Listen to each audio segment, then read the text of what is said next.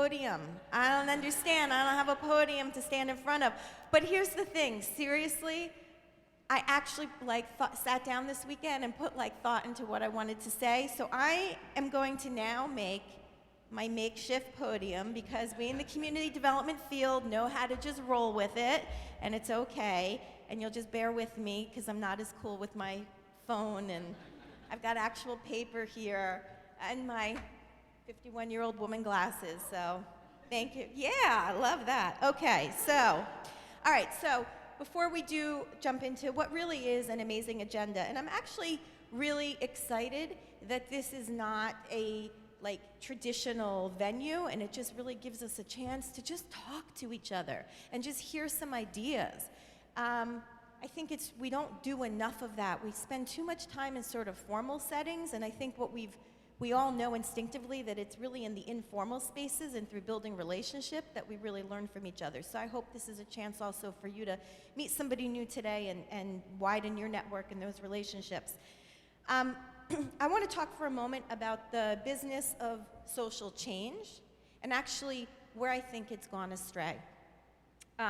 Way back, 2006, I read an article in the Harvard Business Review. Now you may think, how can you possibly remember anything you read in 2006? That was a super long time ago.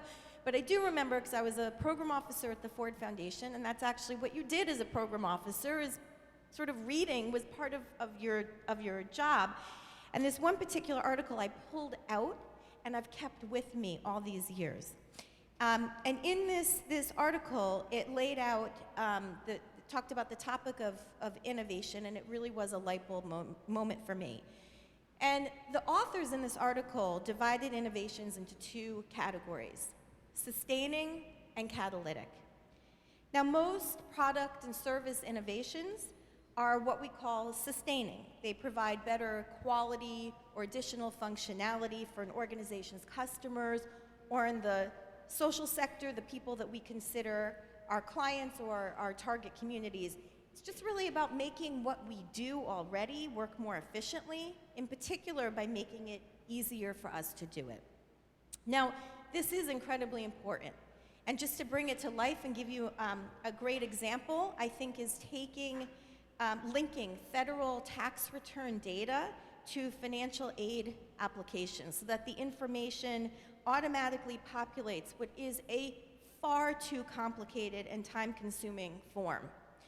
But while this innovation drives convenience and it makes financial aid probably more accessible for many, it actually doesn't fundamentally address the challenges of higher education today, namely the lack of affordability or the achievement gap, or you can't escape the headline news, the widely held perception of just an unfair system. But catalytic or disruptive innovation is something that addresses the root problem and the unmet need in a fundamentally new way. Catalytic innovations actually change the status quo.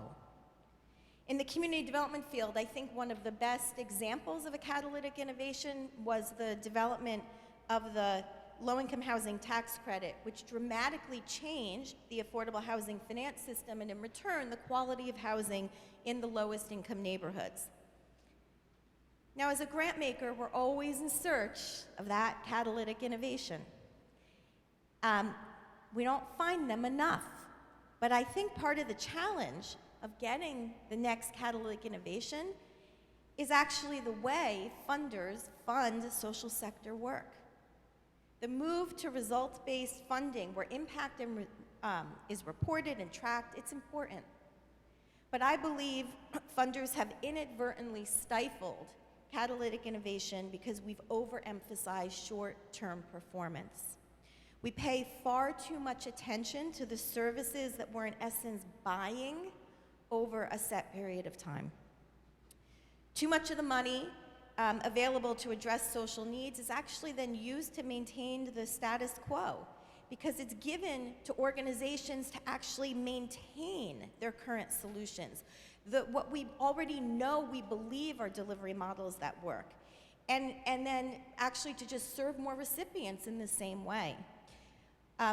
And while our grantees and all of you do incredible work, and you are improving your results year over year, it's the funders, this buy capital mindset means we're only driving improvements at the margins.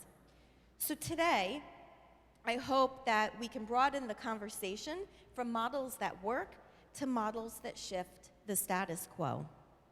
I have worked in this field for over 25 years. In fact, Brad Lander, who you'll hear from, was my grantee when I actually had a different last name. I was still single and very young.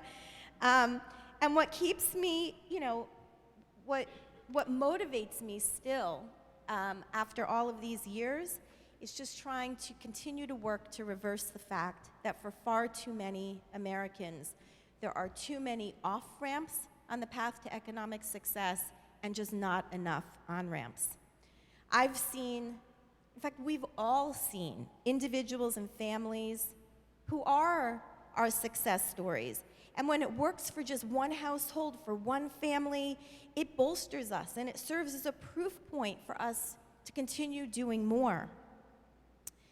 But I'm concerned that these proof points may actually be masking the bigger challenges and masking the ultimate finish line we need to get to. And what is that finish line?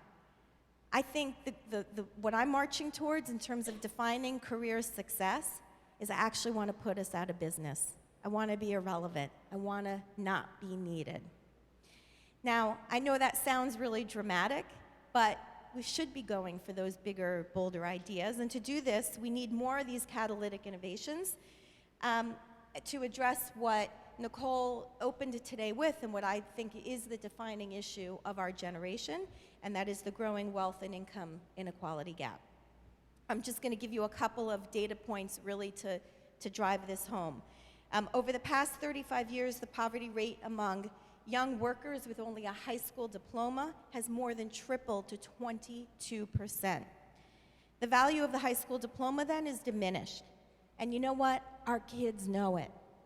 If you can't afford or don't even know how to navigate the complex system of applying to college, what are your chances of doing better than your parents? In fact, what are your chances of even trying to do better than your parents did? And for the kids that get there, for the kids that get into college, students today have taken on 300% more debt than their parents. Student loans today average $30,000. And I know personally, and I know all of us know people for whom it's not $30,000 of student loan debt. It's double, triple, quadruple that amount in some cases. And that has real consequences. More than half of millennials with this level of student loan debt, they report delaying major life events such as buying a home, which we know is such an important step on that path to economic success. And it's because of these high debt levels that they're carrying. And the challenge is even more stark and concerning when you look at it through a racial lens. In 2016, the median net worth of white households was 9 times the net worth of Black and Latino households, $171,000 versus $19,000. I've been working in this field for 25 years. What am I doing wrong that these are the numbers that we're facing?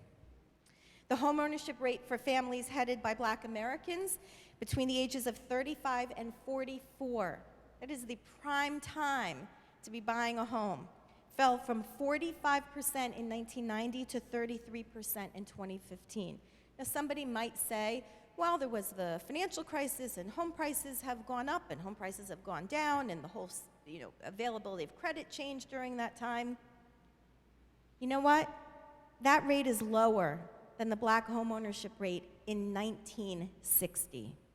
Think about all the things we have done over the past 50, 60 years, and we are right back where we started when the Great War on Poverty began. So if young adults today, especially young people of color, can't improve their financial balance sheets by earning more, increasing their assets, and lowering their liabilities, it shouldn't be a surprise to us that their climb up the economic ladder won't just be delayed. It's likely it might not occur at all. So how do we overcome these devastating odds? I don't want to bring everybody down. We're just starting the day.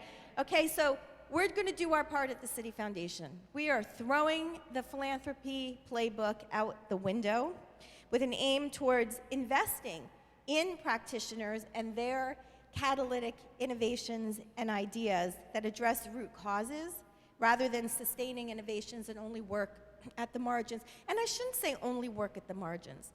You know what? For the people who are helped, it's an amazing thing, and I don't want to sound negative about it. You know, I also don't want to diminish the idea of helping people that are really in distress in the short term is important, but we need to be doing both and working on both levels. Through our Community Progress Maker Fund, we're providing unrestricted grants, which we are very proud to say that we're doing it. It's not comfortable as a grant maker, it's super scary, but we're like, you know what? You know more than us, so we want to give you the money and get out of your way. But one of the things that we've really learned through this process, and it was something I hadn't fully expected, is that in order to really change the status quo, we need to work differently. And when I say we, it's not just philanthropy, it's public sector, it's private sector, it's nonprofits. We need to be willing to partner and learn together and act together in untraditional ways. And our current cohort of 40 community progress makers, some of whom you'll hear from today, have built a network where they can learn from each other, create unlikely allies, and have the space to fail fast. And for me, I guess as I sit back and reflect on all of this, the thing that I am most excited about, and it's really hard to measure in a grant progress reporting form back to your funder, but I know instinctively from talking to all of you that we're building courage.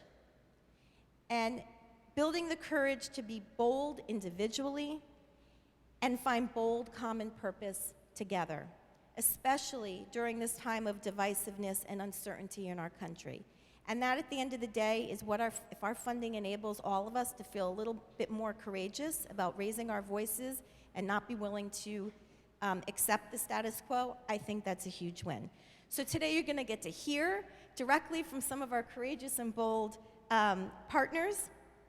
These organizations are not just promulgating models that work, they are pushing the limits to shift the status quo.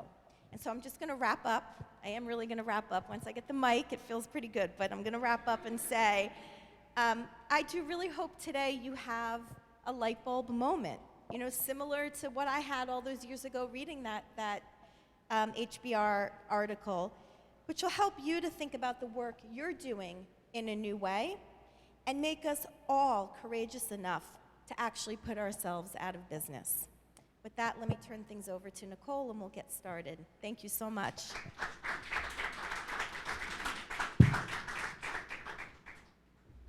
I am turning it over to you, right? Yes, okay.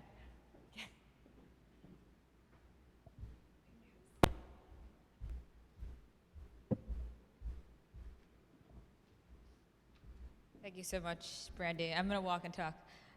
What Brandy didn't mention is that I get to come back to the stage, so that's why I got to be casual. Just going to put this mic down.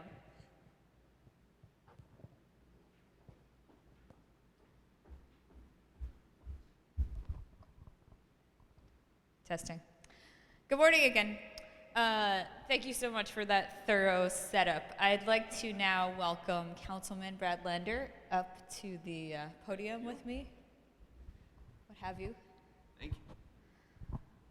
So after that thorough setup, I'm really excited to dig in on some issues of particular news interest as well. So Councilman Lander is a New York City councilman. From what I understand, you were preceded in your district by Bill de Blasio, is that right? That's right. He was the council member in my district before me. Yes, did I say that backwards? How does that feel? Is that a lot to live up to? I'm not going to answer that. All right. Well, that was the extent of our introductory. I do want to say thank you to Brandy, who I do remember from when she was Brandy Galvin and one of our first foundation supporters in work we were doing to build community economic development portfolio at the Fifth Avenue Committee of the CDC I led a few minutes ago. So it's great to be here, and the work that you are doing, pushing the envelope, making City the first place to expose its own internal gender pay gap, to get out of business with folks who are doing gun sales without background checks. Like, it's real corporate leadership, and it's nice to see that through line. So thank you for organizing this great day and conversation. Thank I'm you. gonna praise Brandy rather than Bill de Blasio. I love it. I love it. Let's keep this going. Non-politicians, elevating non-politicians. And you just referenced some of your background in particularly community development, affordable housing, which is, you have a long background in that prior to you taking over your current council seat. You also teach urban planning now, from what I understand. Not this semester. Not this semester, sometimes. but sometimes in the present. Okay, longtime affordable housing advocate. So very well positioned to talk about what we are now going to pivot to, which is, for those of you who may have missed it, the latest news out of New York is that Amazon HQ2 is not coming to New York anymore. Just FYI. So I want to dig in and talk to you about that. As you mentioned to me briefly before we got started on this panel, Alexandria Ocasio-Cortez got all the credit for being the primary opponent, which maybe is a good or a bad thing from your perspective. We can talk about that. But there were actually a bunch of local politicians and of course protesters, many protests, who were very active in opposing Amazon bringing one of its second headquarters to New York City. So just to recap, they would have brought with them 25,000 jobs. We're planning to site their headquarters, HQ2, in Long Island City in Queens, and they have now said that they're not planning to do that anymore. So one question I want to start with, I actually want to read a quote from something that you said after the announcement. The process that Amazon dictated and that New York City acquiesced to kept the public in the dark and encouraged a race to the bottom of needless corporate tax breaks. We must reform economic development policy to push back against concentrated corporate power. I'm going to pivot to a different quote now as well. Amazon's abrupt decision to pull out makes clear that what we have been saying has been true all along. Amazon is not interested in New York City's version of the social compact. They want to make all the rules. This is not the kind of partner New York City needs. So I want to clarify, AOC was pretty clear that she opposed Amazon coming to New York writ large. Is that also your perspective, or what was your position on whether Amazon should come at all to New York? I think it's important to step back here, because I said all along, if Amazon wants to come to New York City, pay their taxes, play by our rules, and be a good neighbor and corporate citizen, that would be great. But there were so many reasons to believe from the start, because of the way they rigged the process from the beginning, that just was not what they wanted. I was looking back, because it was just a little over a year ago that they announced the HQ2 semifinalist cities. You may remember they did a first round, 236 cities replied and said, please come. And then in January of last year, they released this list of 20 semifinalist cities that included New York and Austin and Newark and Nashville, a bunch of other places. And what they did then was pretty unprecedented. It's not uncommon for a corporation to bid two cities against each other. You're someplace, you say, we're going to expand, but we're first going to go see what they'd give us across the river or in the state next door. And that's not a good process, bidding two cities against each other. Almost nothing is gained. It's just the tax base of both cities that's lost. But no one had done this thing of saying, we're going to have 20 cities bid against each other. They're going to be blind bids that are hid from their city council members, from the press, from the public, so no one can see what's in them. And of course, Amazon's going to hold all the cards. And in a blind bid like that, where you have to give your best and final offer, you're going to bid away everything you have. So New York City and New York State, which have historically stopped giving out big, firm-specific corporate tax braces, are going to do a $3 billion one. We're going to bid away our local land use process, because maybe it adds a few months to actually consult people on the ground about what they want. And other cities obviously went far further. So that process that's what gave Amazon the sort of rulemaking power to begin with. And of course, it's pretty consistent with how they operate, right? Elizabeth Warren has been teaching us a lot about this idea of companies that want to be both the umpire and the player of the game. It's what they do on the platform, where they both, provide the platform and then decide where to compete. I feel like this was that as well. Rather than, had they said to New York City, let's have a conversation about where we might come, how we might grow, what infrastructure would be necessary, that could have been a really good public dialogue, and I think it is possible that under those circumstances, we could have reached a good deal with them, which would have made sense for them to come set up in New York City. But once they structured this process rooted in this Hunger Games style race to the bottom, bidding 20 cities against each other, they get all the data, so now they can go back the other 19 places and know where they want to put their distribution centers and what tax breaks they'll be able to get to do them, eroding our tax base, and fundamentally from the beginning, hiding the ball from the public and the people's elected representatives. It was really hard to believe that it was going to be a process that would have a fair outcome. And I'll stop there, but I do want to talk about what some of my friends on the Seattle City Council have told us about similar steps by Amazon to erode people's confidence in their democratically elected government and the ways that makes it really hard for us to manage growth well. Okay, great. Let's come back to that. I want to get to how we got to this point. So I remember the moment when I found out that Amazon was leaving New York. It was maybe a little quicker than some of the rest of the world working in news, but it's on Valentine's those of us, Day, so we all have right? a memory of right. Yeah. Right. It was on Valentine's Day. That's clearly why it's so vivid. It was a dysfunctional relationship. A lot of great to begin puns with, there. So. Great puns. Some of us outside of New York were quite surprised to see that Amazon had actually made that decision. We were cognizant of the resistance. We were even cognizant of the fact that some New York lawmaker efforts were gaining traction in some avenues for actually pushing back against some of the incentives they wanted, et cetera, but didn't expect that it would end that way. Can you walk us through, from your perspective, how that came to pass? Yeah. And I was surprised as well, I'll Yeah. be honest. The week before, when the Washington Post story broke that Amazon was considering pulling out, I read it as an effort by them to increase their bargaining leverage. That's how I read it. I thought they were sending a signal that critics had raised up criticism too high.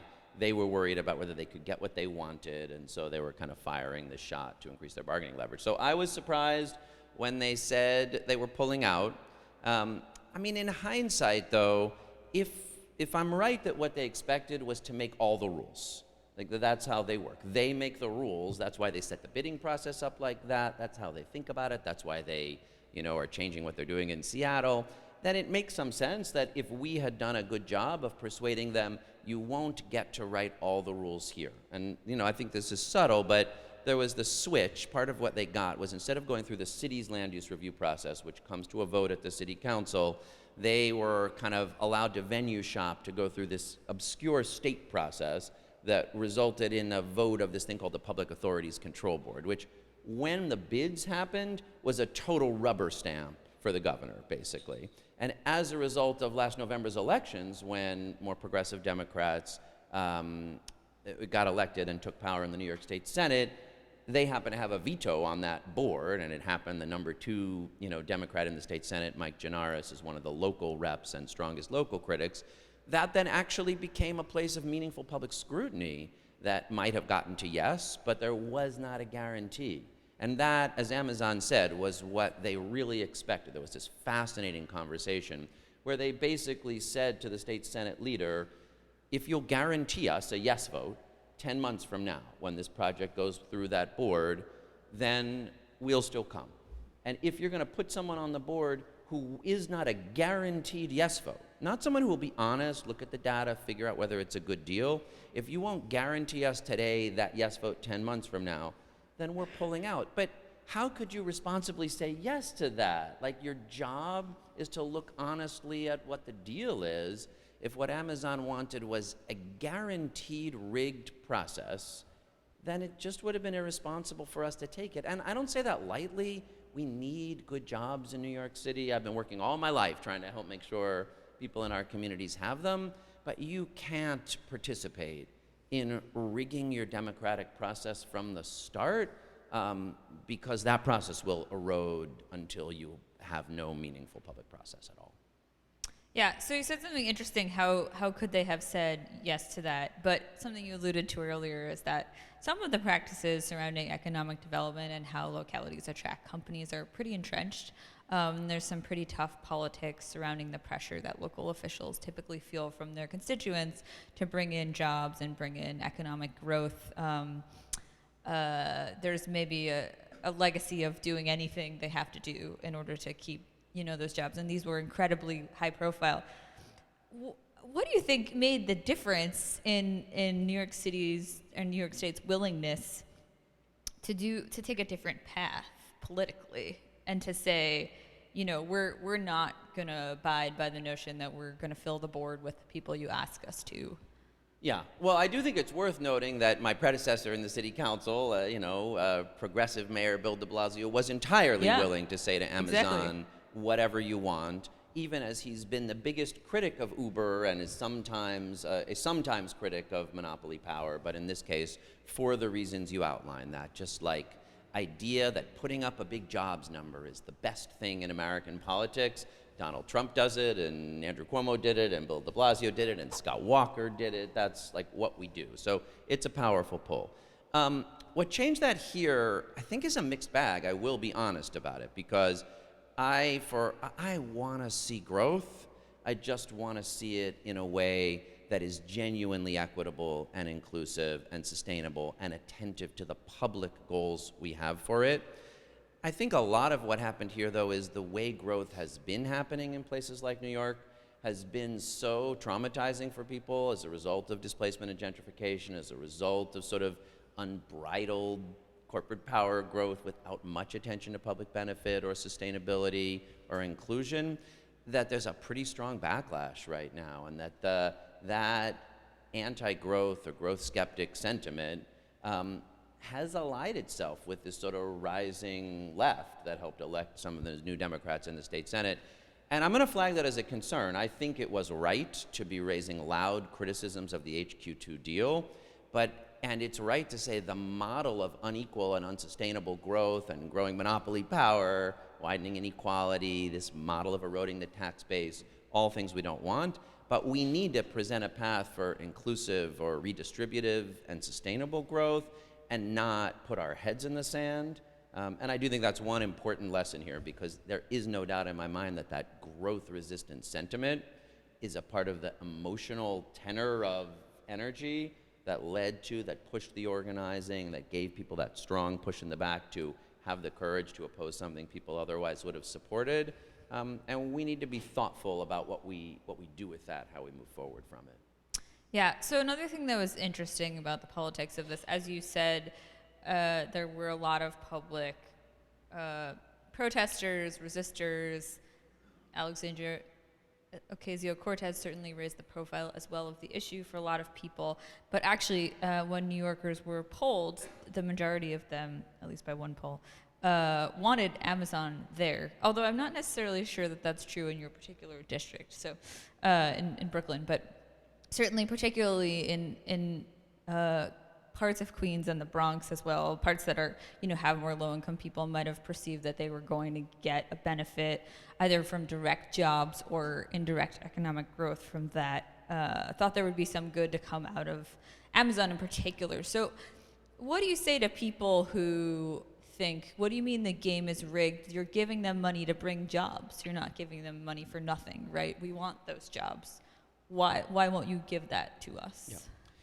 I really think this is one of those times when taking the long-term view is harder than taking the short-term view. It's like there's those cookies on the table, and I know I shouldn't eat them, but I just can't help myself. That's what tax breaks for corporate jobs are. It is the long-term view is we need to invest in our infrastructure, invest in our public and higher education, do things like create the new Cornell Tech campus that the city is investing in on Roosevelt Island to help build and strengthen our tech sector. create a level playing field, focus on sectors where we can grow good jobs, and help make sure we have that kind of inclusive growth for the long term while keeping an eye on our subway system and sea level rise and housing affordability. Now, none of that delivers you jobs next year. And so the temptation for elected officials to instead shortcut to tax breaks and say to a company, if you'll make us a big numbers promise, we'll give you a big tax break for jobs, it's very powerful. People love to hear it. And I don't blame people who are thinking, we need jobs in New York, for saying, if someone's promising us a whole bunch of them, we should take the deal.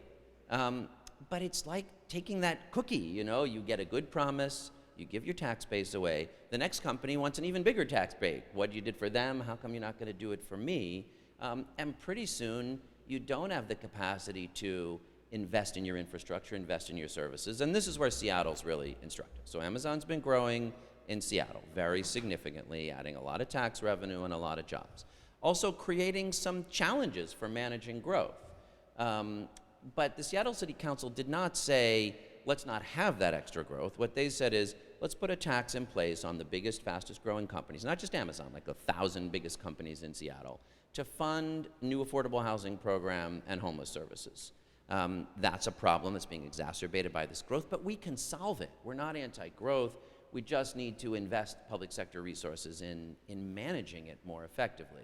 And what did Amazon do? They led the effort to kill that head tax. They said, if you impose it, we're not going to build this big new project that we're proposing in downtown Seattle, starting in downtown Seattle. They led the effort.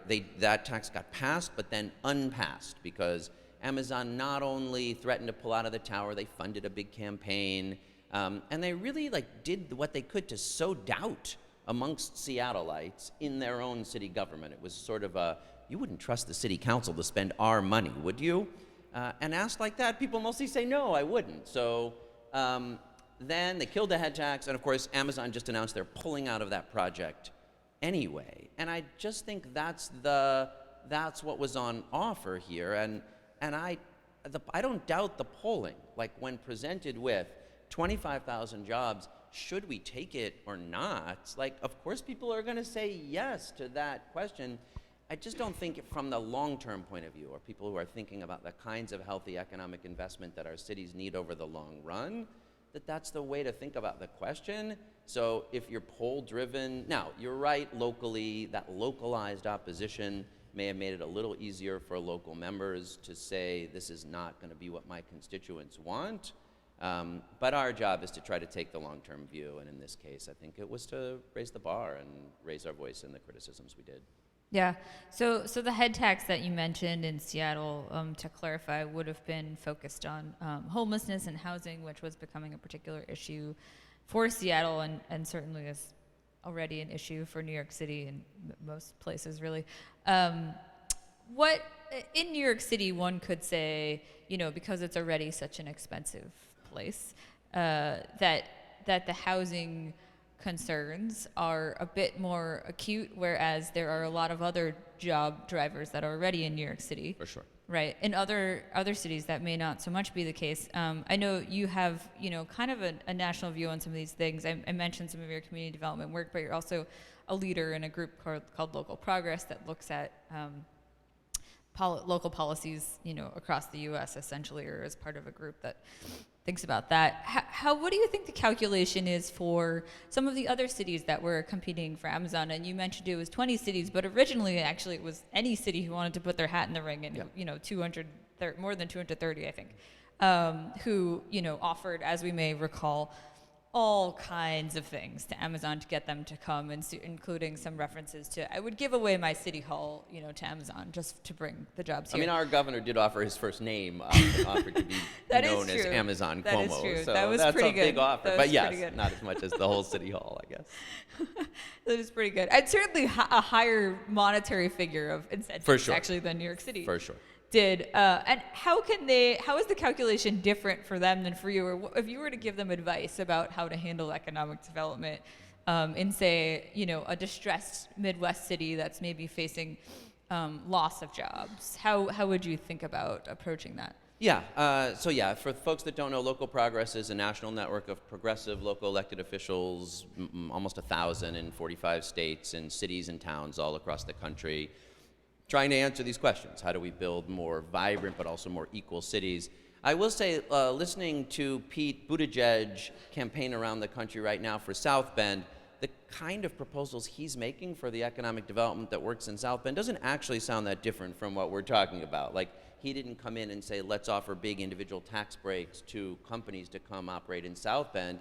He said, let's fix the sidewalks, let's invest in the infrastructure, let's invest in our schools, let's make this an attractive place for people to live, because human capital is what's the key driver of economic development right now. And I think everyone knows Amazon was attracted to New York City and to Northern Virginia because of the perception that the people who live here and the people who want to live here are the kind of people they need working for them, and attracting talent is their goal. And it's just not that different in cities across the country. Now, whether you can do the standard raising that we're going to talk about on the panel a little later and say you're going to have to pay a little more, you're going to have to pay a little higher taxes, you're going to have to do some things to share the benefits of growth better, that you can probably only do if you're in stronger markets, and I'm proud we're doing that in New York City. But the basic idea that the good forms of economic development are to invest in your infrastructure, in your human capital, in taking a long-term view on your city, rather than offering firm-specific tax breaks, I think is pretty clear across the board, whether you're in South Bend or New York City. Now, we could use some help at the federal level, because once you get set up with, here's the prize, this once-in-a-lifetime offer at all these jobs, are we going to be able to restrain a place like Newark from offering a giant tax brace? Of course we're not going to be able to. And then once the game is on, everyone is going to compete in that race to the bottom. So I do support some of the federal legislation to try to set a better level playing field. But even if you're in a small city, I think what makes sense for economic development is actually pretty clear. Yeah, talk about that federal legislation. I know that's something you mentioned when you proposed your own bill in New York City as well, is that what you would really like to see is some kind of legislation at the federal level. There have been some local mayors, et cetera, who have said, my hands are tied. The only way I could act against the own interests of my constituents is for there to be a federal bill. I mean, I will say, I think we could have, at least on the non-disclosure agreement, I think we could have broken that from New York City if we had had the guts to.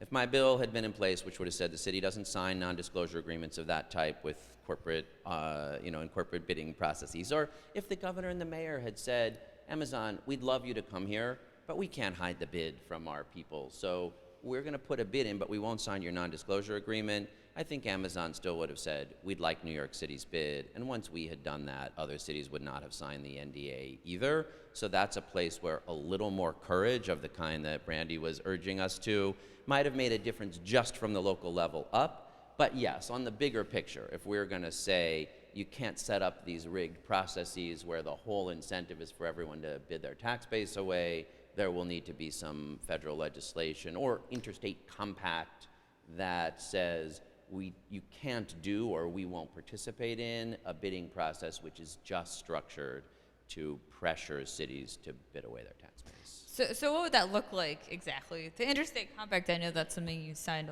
onto a letter about, which would be essentially a bunch of local officials coming together and agreeing to mutually disarm, essentially, right? To say, we won't take this if you won't take this, and then none of us are in a race to the bottom. What could the federal government do there that you think would be? Yeah, I mean, it's a good question. I think getting to the details would be hard. The federal government could say cities and states may not offer firm-specific individual tax breaks as part of corporate bidding processes. I think that would be a perfectly, permissible federal law. You start to get into some details. There are reasons to allow access to incentives for access to capital to people in places where there are real credit gaps, and doing it thoughtfully, I think, would take a little crafting. But I think you could, and again, you see, it's so typical of a company to bid two cities against each other, bidding 230 cities against each other, and then 20 in a second round. That was actually an innovation in corporate power, and I'm confident we could find a way with federal legislation. Obviously, Elizabeth Warren has been great lately calling our attention to this specific problem, not as someone who doubts the importance of markets and economic development, but for someone who doesn't want a rigged playing field. So I think what she's calling for at the national level is sort of separating the platforms from the companies that sell on them is good. Maybe we could work with her and some others to figure out exactly what that would look like in economic development space. Great. Just to wrap this up, in light of that innovation, I want to ask, what's next for you in New York City, right? So you're facing ever more aggressive economic development ideas from corporations. What are you going to do in New York City to try to push back? Well, I mentioned one thing that both Mike Bloomberg and Bill de Blasio, who don't agree on a lot, one thing they did agree on is New York City should not be offering firm-specific tax breaks. Two other things they agree on is this Cornell Tech campus on Roosevelt Island, a brand new graduate school in tech and life sciences and innovation, which is really helping raise the city's capacity for human capital and long-term work in the tech and life sciences innovation sector. Another thing they both agree on is this great work that's happening in the Brooklyn Navy Yard, an old city-owned Navy Yard that's become a hub for small business, for innovation, for new companies. So to me, it's things like that, like what the Brooklyn Navy Yard and Cornell Tech represent, investing in growing sectors, strengthening our infrastructure, strengthening human capital, raising standards at the same time. And if you do that, you will see Amazon grow its footprint in New York City even without HQ2, and Google do the same, and a whole bunch of new companies that you've not yet heard of that will be emerging in the years to come, and a lot more New Yorkers having equal access to those opportunities. Great. Well, thank you. I could talk about this all day. I don't know about you, but we're going to wrap it up now and leave some time for some other panels. I really appreciate you taking the time to show that it's not just AOC who was responsible for what came to pass in New York. Thank you, Nicole. This was fun.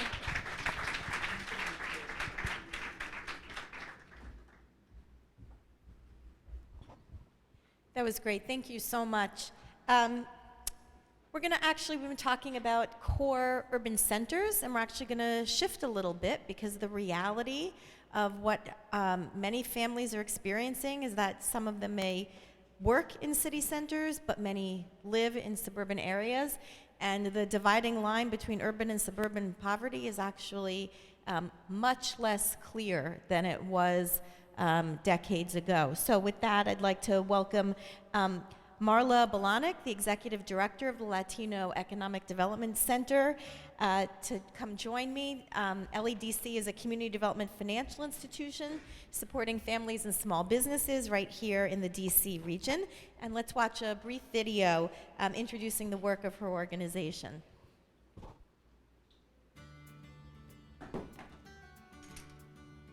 We're a veteran minority-owned business, and it was very important for us to partner with another Latino organization. So LEDC was instrumental in being a strong partner with us, in helping us in... There's a city on the rise, with 12 million square feet of development, set to become modern retail and office spaces, and high-quality housing.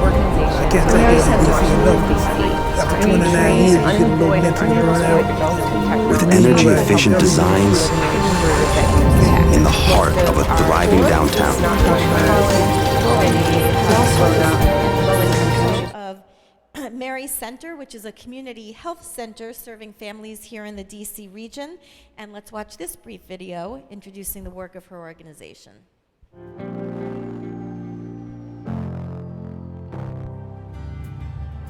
30 years ago, there was the urgency of pregnant women needing care, but realizing very early on that we needed more than that.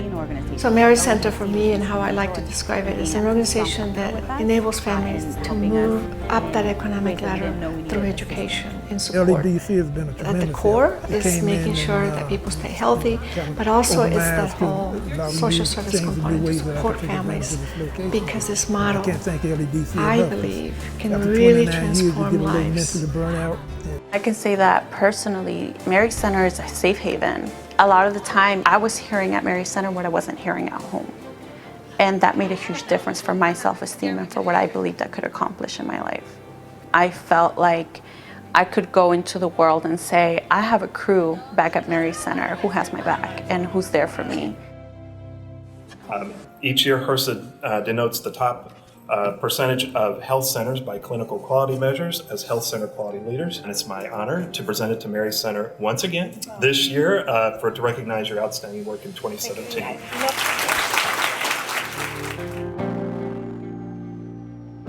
That is so great. I love that quote that Mary Center's had my back. I think that that's just so incredibly powerful. And I know the work of both of your organizations, you really do amazing things, but you're working in the midst of a changing external environment. And actually, if I understand correctly, the populations that you've traditionally served are actually changing. So can you just talk to us a little bit about the people you served, how things are changing, and what do you think is, or and your reflections on that? So I think just broadly speaking, LEDC, when we started out, just to give some background, we're an asset building organization that focuses on home ownership and small business development. We're also a CDFI. And I think initially we were really focused on helping people build assets, and now our focus is also on helping people retain the assets that they've built over time. So the first clip that you saw was really just about our work to help small businesses stay in place despite gentrification, despite development that's happening. So I'd say that's probably the biggest force happening with us. So I would say probably that we have really gone from serving the immigrant population to serving people from over 100 countries throughout the city. So people from all over the city come for our services because of our quality, as you saw in the video. I think that the transformation of the city, we're seeing more and more young people given time and their talent and their treasure, but also receiving the services. They want to be part of the community that they're in. So that has really changed. And I would say that the sort of poverty as we move into the suburbs has changed, whereas when we moved here in the city, we never saw actually poor Caucasian. As we move into the suburbs, we see more and more of that, and so we've had to adjust to all the needs of the changing community. It's interesting what you both are saying, because mobility has actually been a proxy for choice and the ability of people to make choices and not feel stuck. But what I'm hearing is a little bit of an undercurrent of also that people are relocating. Your households that you may have worked with are moving, and it may not necessarily be because they're doing this because they feel it's a step towards something better. What I'm hearing underneath this is that some of gentrification is a code for some of them are being pushed out, and then others are unable to afford where they've traditionally been, and so they're moving in. So it creates this tension. So talk a little bit about the people you serve. They seem to be relocating, they're mobile, they're moving, but what's happening, in your view? So for LEDC, we became a regional organization starting about a decade ago, and so we now operate out of 6 offices in the region: DC, Montgomery County, Arlington, and Baltimore City. And really for us, what we saw was a combination of 2 things. Some of it was, yes, people being pushed out of the city and into the suburbs because it was simply no longer affordable, but I also think a lot of people did move out to the suburbs for the same reason that anyone does, because they want a yard, because they want to purchase a home, because they believe that the schools are better in the suburbs. And so that, I think it's a combination of driving forces, but I wanted to make sure that the narrative isn't necessarily like the victim's narrative, because it is a combination of both people being displaced as well as people making choices, as you said, and making choices for the better. So totally agree about that. And I think that what we find is that people actually, especially our most low resource individuals, moved out because they thought they were going to go into better housing, better schools. And what they find is that that reality is really not there. The suburbs, the schools are becoming more crowded. The housing is sort of very, it's this mansions of housing of thousands of people in one area that just causes for a lot of poor people living in one concentrated area, and forces, I think, the counties, the cities to really not invest in those areas. What we see a lot is also our community being extorted, and a great place for gangs to hang out and for families to be extorted. So I think there's a lot of isolation. There's transportation is an issue, things that people didn't think. Healthcare, this city has an amazing healthcare for everyone. 98%, 99% of people being insured. That's not true for the suburbs. And so I think that causes even a lot more racial tension than they ever saw here in the city.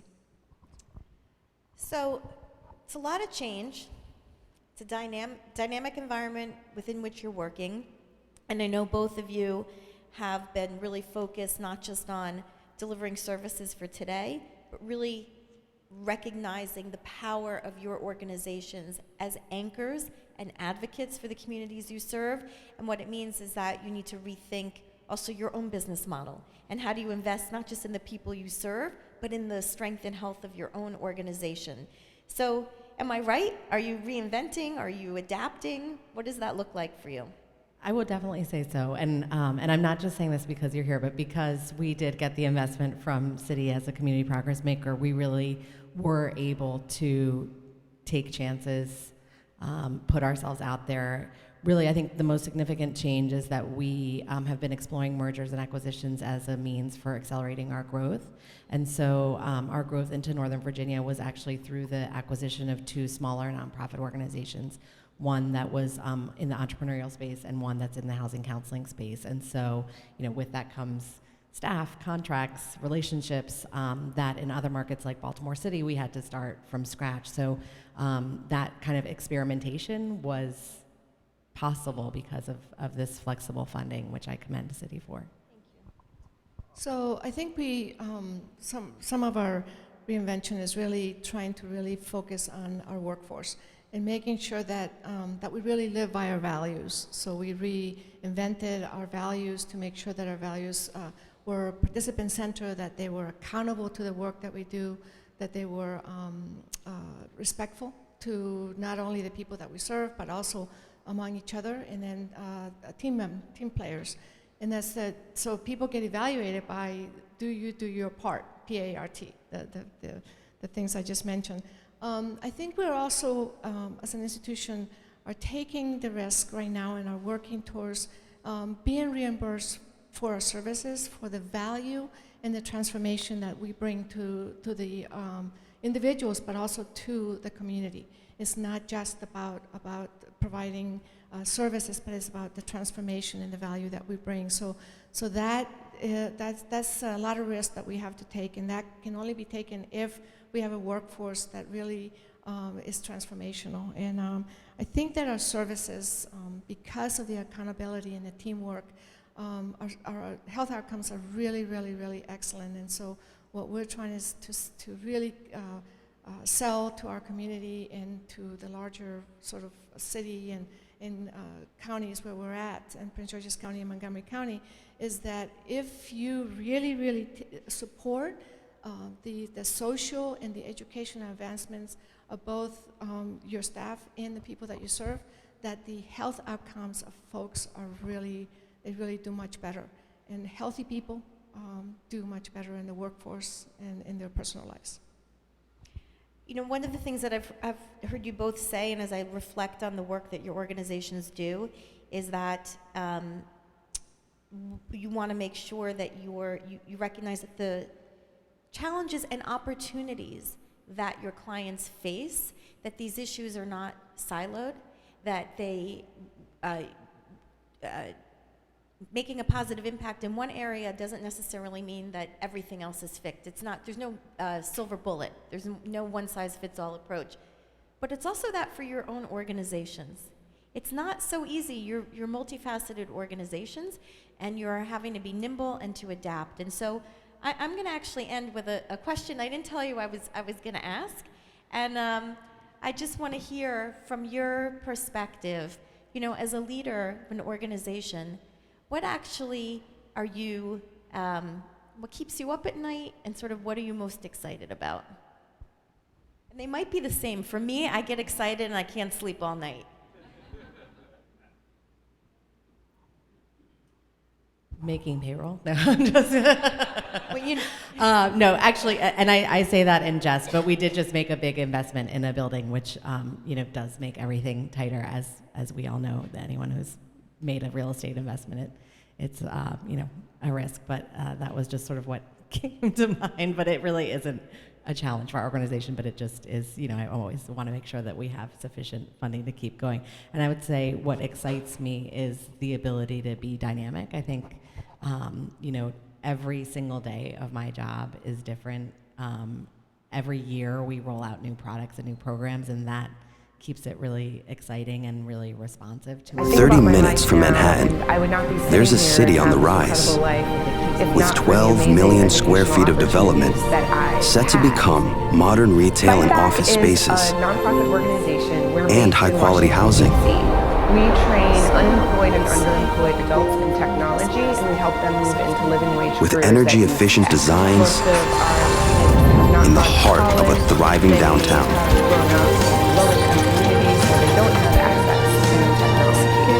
To attract entrepreneurs, innovators, and artists. Welcome to the new Rochelle. And so what really makes me excited is that we have almost a third of we have close to 700 individuals right now. And a third that I know of that have been identified, and I know that there's more, but a third of our workforce are people that actually were either born through our program and went through our services. And when you ask them, why do you work at Mary Center? Many of them say, because when we walk through the doors and this is the transformational part of it, right?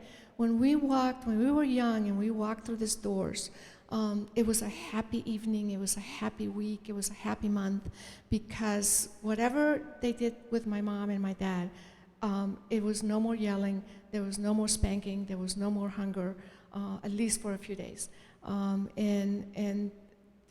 They want to give back, which is the other thing that makes me, it's not so much about the transformation of those individuals, but it's the fact that we're also transforming individuals to be able to give back to community.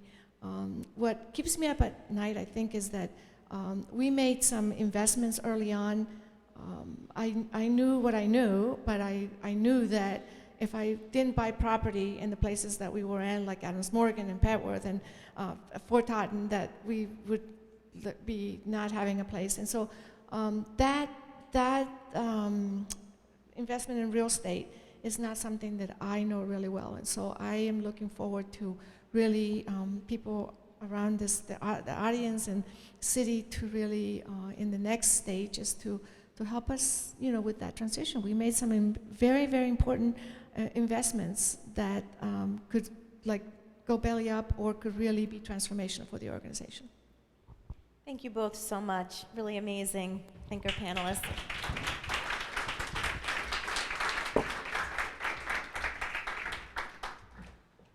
We'd now like to welcome Amanda Colson-Hurley to the stage.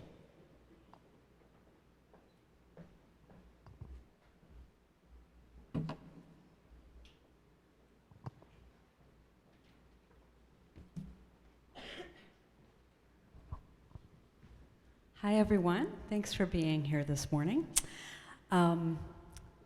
So the classic image of American suburbia, sort of homes with white picket fences, inhabited by families with kids, often upper middle class, often white families. Leave It to Beaver is sort of the template for this, or the Brady Bunch. So that's still how I think a lot of us think of suburbia, if we just kind of think about it quickly. But the reality of the suburbs today, as we were just hearing, is now a place of extraordinary diversity, racially, ethnically, and economically. And at the metropolitan scale, the model, again, classically has been, a very diverse city surrounded by mostly white suburbs, the kind of chocolate city and vanilla suburbs paradigm. And as the Brookings Institution demographer William Frey has written, that paradigm has almost entirely broken down now. So just a few data points to kind of couch the discussion to follow. In dozens of the country's largest metropolitan areas, minorities represent at least 35% of the suburban population. That's about the same share, the same as their share of the national population. So these are not lily-white suburbs anymore. Suburban poverty has been growing significantly. In 1990, Americans living in poverty were 14% more likely to live in a city than in a suburb. By 2012, they were 22% more likely to live in a suburb than in the city. And in DC's suburbs, between 2000 and 2015, the number of people in poverty grew by 66%. In Atlanta's suburbs, actually, that increase was 126%. So that's really transforming the landscape. And the family composition, what households look like, is also undergoing a huge shift. In 1950, only about 8% of suburban residents were 65 or older. By 2014, that was almost up to 15%. And with the baby boom generation, reaching that age as we speak, obviously there's going to be another big wave of seniors living in suburbia, and that presents all sorts of challenges in terms of housing, transportation, access to services. So the speakers I'm about to welcome to the stage are witnessing and shaping the transformation of suburbia. So it's a real honor to have them here today and host a discussion about this big topic. I'd like to welcome Ed Mcmahon, Natalie Fanny Gonzalez, and Louise Aragon to the stage.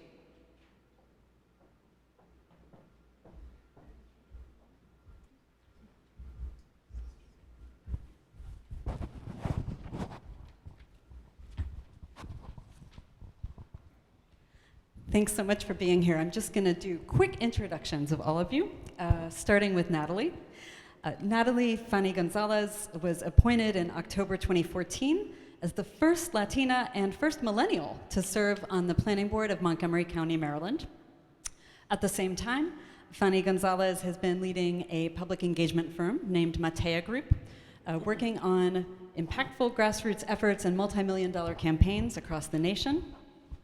Washingtonian Magazine has honored her as one of the 40 under 40 changemakers in the Washington, D.C. region, and a woman to watch. She is a member of the transition team for Montgomery County Executive Mark Elrich, and a member of the More Affordable and Welcoming County subgroup. And Louise Aragon has led the current renaissance in the city of New Rochelle, New York. He has repositioned New Rochelle as the next transit and talent-oriented development in the county of Westchester, and has overseen a transformative and unprecedented $2 billion master developer agreement in partnership with RXR Realty. He joined the city of New Rochelle after a 23-year career in New York City government and upstate New York. His broad expertise includes community development, economic development and revitalization, housing, planning, transportation, and environmental management. And finally, last but not least, Ed Mcmahon holds the Charles E. Fraser Chair on Sustainable Development at the Urban Land Institute here in DC. He's nationally known as an inspiring speaker and leading authority on economic development and land use policies and trends. Before joining the ULI in 2004, Mcmahon spent 14 years as the Vice President and Director of Programs for the Conservation Fund. He's the author and co-author of 15 books and over 600 articles. Gosh, you're making me feel like a slouch, and I'm a professional journalist. Come on. Over the past 30 years, he's worked with hundreds of communities in all 50 states on a wide variety of land use and economic development issues. So we have a great range of expertise up here on stage. I'm really happy to get things started. So I'm going to start with you, Louise. I haven't been to New Rochelle, unfortunately. let's say, though, that I had grown up there in the 1990s and had moved away and not come back until 2019. What would I see? And in fact, would this be a good time to show the video? Sure, we can start with the video, but before we do that, there was one sitcom you did not mention, the Dick Van Dyke Show. Oh, right. Anybody heard of Dick Van Dyke Show?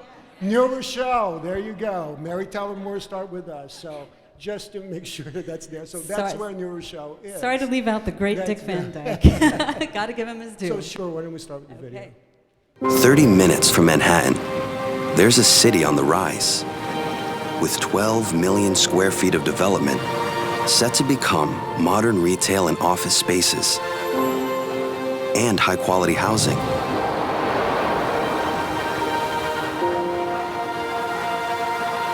With energy-efficient designs in the heart of a thriving downtown.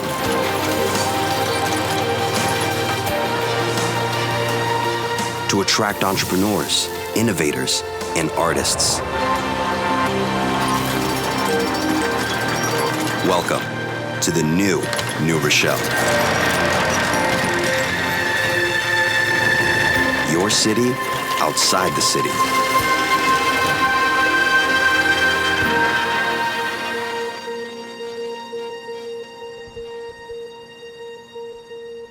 Okay, so New Rochelle, 25 minutes away from Grand Central Station.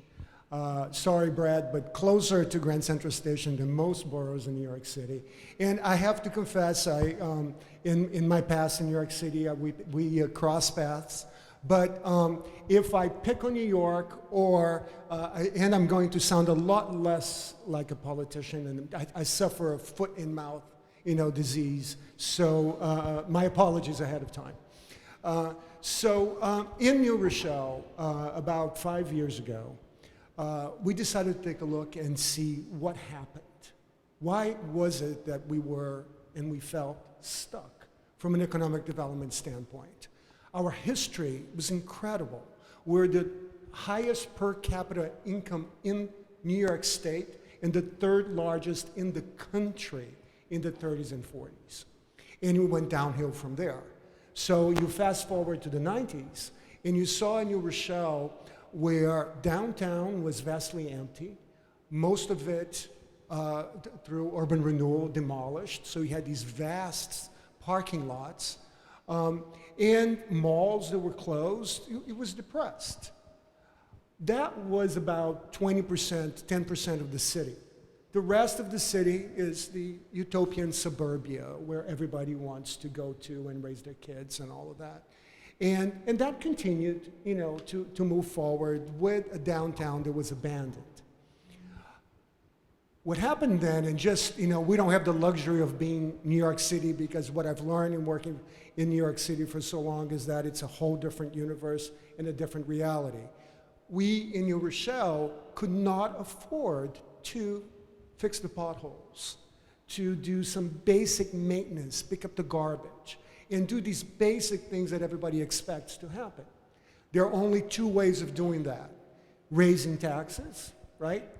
Or sales tax. But if I can't attract stores to come to the depressed city, I can't get more sales tax. So we can only keep on raising taxes, and raising taxes. So 4 years ago, when we sat down, we decided to ask ourselves, what was the problem? And here's the thing that, first of all, always gets me in trouble for saying this, but it's interesting given the conversation about New York City before, and that was government.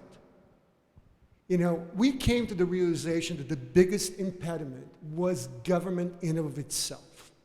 So we decided to find a way to get that, not to get around it, but to include government in the process that was more transparent.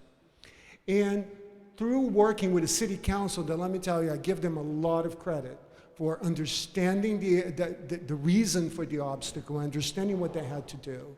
We entered into a partnership with the private sector, with RXR Realty, as you mentioned, because we knew that if we sat down and we mapped a path forward, we couldn't do it right if we didn't do it grounded in a reality of investment.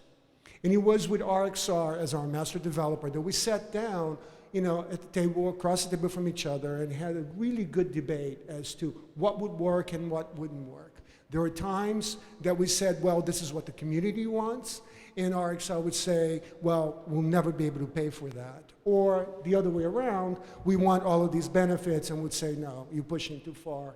So we got to a point where there was, I believe, a balanced approach, and one that was approved unanimously by City Council, and that was 12 million square feet of new development downtown New Rochelle. Now, as long as I stay within the 12 million square feet of new development, an investor, a developer, does not have to have one conversation with a politician. Not one. The process goes from A to Z in what I promise every developer, nobody ever believes me, but it's come true every single time, approval of a project in 90 days. If you come to New Rochelle with a new project, you get site plan approval in 90 days, as long as you conform to the parameters that we set. That is why you see in the video, you put a quarter in me, I'll never shut up. That's why you see in the video, all of those projects that appeared on the skyline at the end, those are not dreams. Those are funded, approved projects. We have 25 projects approved, 11 construction sites, and this is in the city where in the past 10 years, we only had one building built. Wow, so how many millions or hundreds of thousands of square feet then is under construction right now or finished? We are about 4 million square feet. It's 6,370, not to be too precise, housing units that are under construction. What we haven't seen yet, and we knew that housing was going to happen first, is the influx of office space and retail. We're actually very upset that Amazon didn't go to New York City because of the train lines. We actually would be a 15-minute reverse commute for those workers. And a market rate housing in New Rochelle is an affordable housing for New York City. We're so close to New York City. I always say we're the 6th borough, so there you go. So who is moving into the new housing, or if it hasn't come online yet, who's expected to?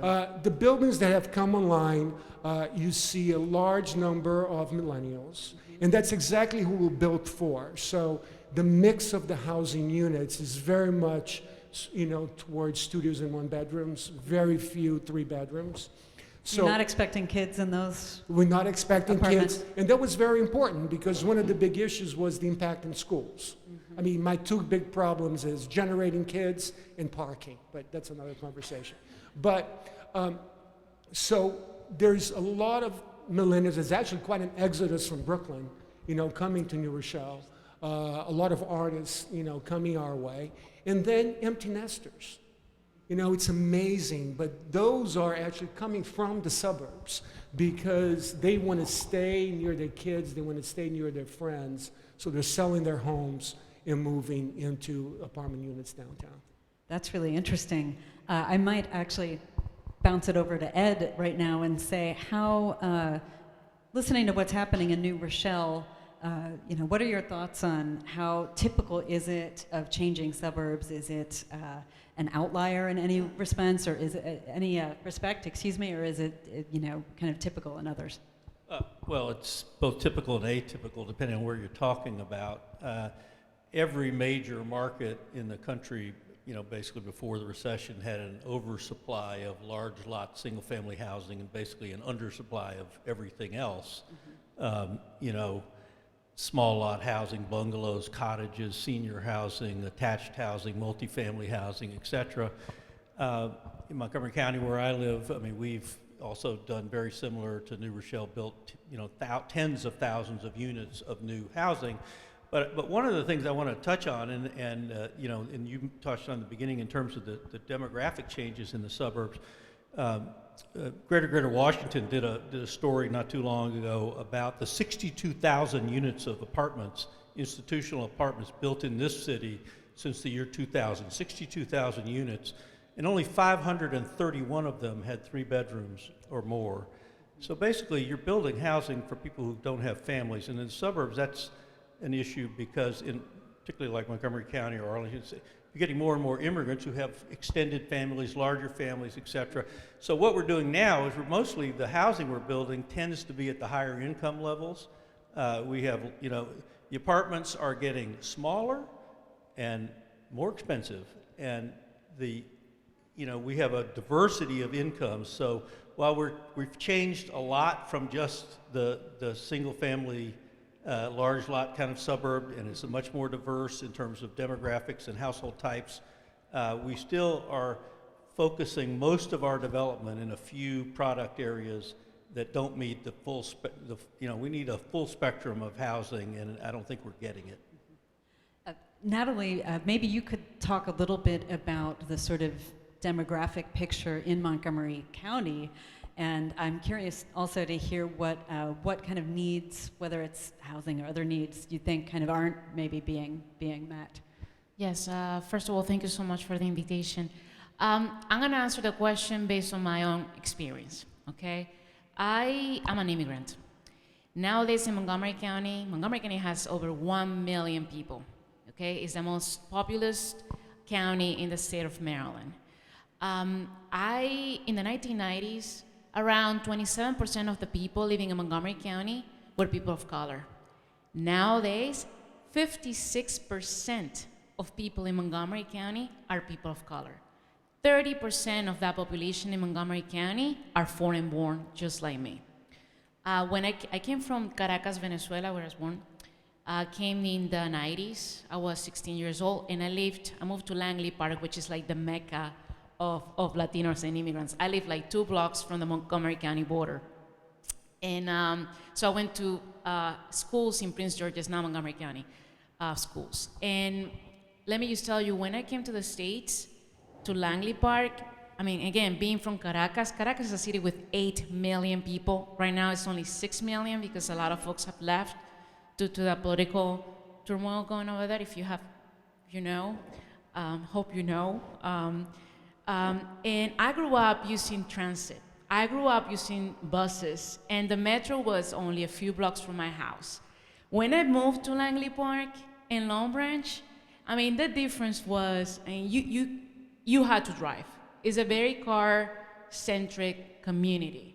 And to go to a store, you gotta have a car, which is very different from my background when I was in Venezuela. So, long story short, I graduated from high school, college, and then I got a fellowship by the Ford Foundation, thank you, Ford Foundation, in Rockefeller. They paid me to work for CASA, the Latino nonprofit in Maryland, to be their lobbyist on immigrant issues and also issues that had to do with the community issues, right? Like the Purple Line issue. I remember being part of the first Purple Line. The Purple Line is the monorail. It's a light train going from Prince George's to Montgomery County, side to side, 16 stations, so 16 miles of rail, which is going to pass through the University of Maryland, and it's going to be transformative as we speak. But I grew up when I was in Langley Park, I remember going to that community meeting and people saying, it's great that we're going to have a stop by the Purple Line start in our community, but are we going to be displaced? Because that's usually the story. You have cities and governments investing in low-income communities, and instead of actually making sure that the communities stay, people are just displaced. So that was my transition between being in Venezuela and being in the United States, going through that Purple Line discussion. So I ended up on the planning board. How did I end up in the planning board? I got a phone call from a county council member who said, hey, Natalie, we love you. I think you're great. We need a millennial on the planning board and somebody with your background. You're Latina. There has never been a Latino on the planning board. You should apply. I was like, all right, sure. And I applied. And I got it. That's how I ended up here. I'm just being honest with you. But you understand, because of my background and my profile, I'm not the typical commissioner. So I pushed the envelope, and I'm gonna give you one example. One of the master plans that I worked on, I've been on the commissioner for 5 years, okay? I think I have a PhD by now. And so it's in Leetonsville, which is an area in Silver Spring. It's a very diverse area, mostly African American, and there's a Purple Line station there. So when it came to planners to make recommendations on this area, planners, and God bless my planning department, I love them, I don't mean any disrespect. And my chairman, I don't mean any disrespect for him, but I come from a different background. They wanted to upzone it and put a CR zone, which is commercial residential, which means luxury condos. This is a light industry zone, which is one of the most active light industry areas in the county, where people not just work there, they live there, and they're proud of their community. It might not be fancy, but that's like, or Chevy is like, but it's their community. Upzoning it will mean displacing this community. And again, 56% of the people living in Montgomery County are people of color. They matter. So if you upzone it, you displace it, and then you have this beautiful infrastructure, which I have always endorsed. I have endorsed infrastructure. I have never endorsed the displacement that it may cause. So me as a public official, I feel like and being on this board because of my background, I felt it was my responsibility to say, you know what? I think you guys are wrong. You may have all these degrees on planning, and I don't have it, but at the end of the day, I'm the one who votes. And I am not voting for displacement. So I was able to convince 3 of my colleagues. We're a 5-member board. We need 3 votes to pass. So I was able to convince 3 people, so we're 4 votes, to keep the light industry so it will benefit the people who are already living there, okay? The chairman did not agree. It's okay. He didn't have the votes. But you see, you gotta, when you're in positions of power like I am right now, you have a responsibility. Not just to follow the crowd and do what developers and some people say. You gotta take the courage and say, if you were placed there, you were placed by it for a reason. And you gotta follow your instinct and follow your beliefs that social justice has to be made everywhere, including in the planning board. So that's my story. Did I answer your question? That definitely answered my question. And I'm really glad that you raised the issue of displacement, because I think people are not in the habit of maybe considering the potential for displacement, especially in suburban areas. That's something we tend to think of as a very urban phenomenon, but as this example illustrated so well, that's rapidly changing. Just a little more background on the Purple Line project for people who aren't familiar with it. It's actually under construction now. It's a light rail that will run through Prince George's County, connecting over to the western part of Montgomery County to Bethesda. So this is suburb to suburb public transportation, which is sort of a somewhat innovative step, I think, for the state of Maryland to be taking. Thinking more about displacement, I'm curious, you mentioned New Rochelle had a lot of vacancy downtown, so I think a lot of this development, I would take it as going up in kind of old parking lots. But was displacement also an issue is that something else that you've had to think about and maybe try to ameliorate? So displacement is a serious issue. It goes together with that other word, gentrification. That folks we just hate to talk about that. So when folks ask me about gentrification, I always say, I'm not gonna lie. There is going to be some kind of impact. Mm-hmm. Even if I'm not building at a site where housing is being demolished, even if it's an empty lot, I am, by doing the development, raising prices overall, and there might be a result of displacement. So New Rochelle is a city that is 52% non-white. Where folks that live at 80% of AMI or below are significantly distressed in terms of housing, meaning that they're spending way too much on housing relative to their income. And we need to find additional housing for them. Now, in New Rochelle, we require that 10% of any new construction be affordable. So if I'm building 6,370 units, I have 630 new affordable units that did not exist before. What's the definition of affordable? Correct. So City Council, that's a good question. City Council requires that it be at 80% of AMI or below. AMI in New Rochelle is $120,000. So it really is not affordable. So, and that is the struggle that I have. So I've actually been talking to a lot of developers. I have negotiated with many of them to go down as far as 50 and 40% of AMI. Now, this begs the question of incentives, because one does not go without the other.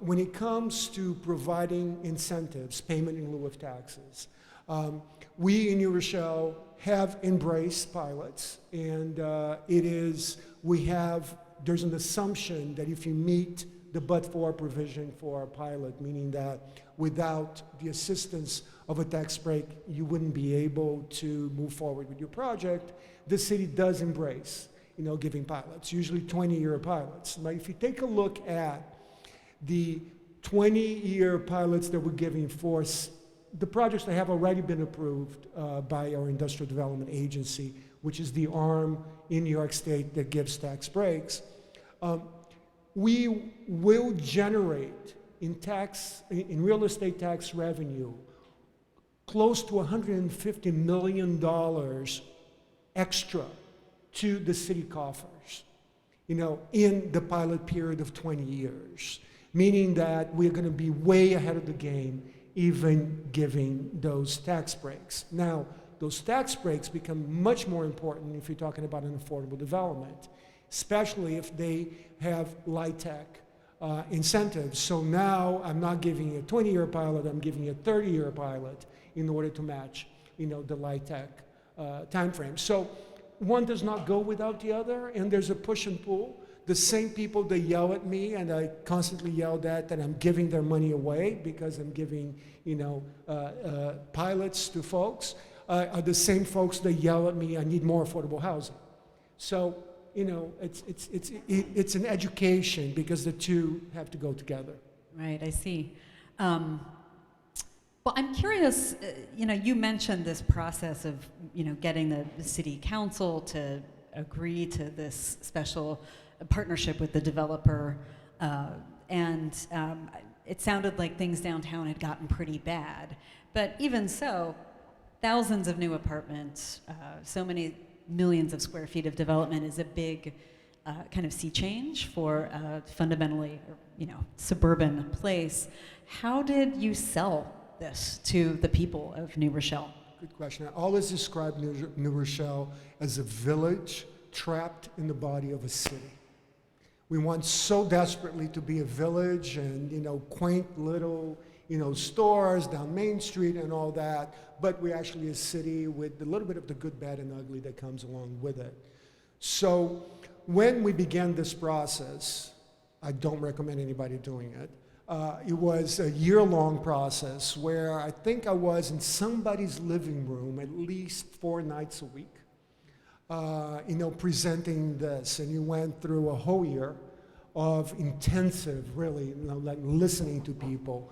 We also did crowdsource placemaking, which was an internet-based process where folks posted their thoughts and their ideas, and other people voted on their ideas. And I'm proud to say that the zoning code today includes the top ideas from the voting process.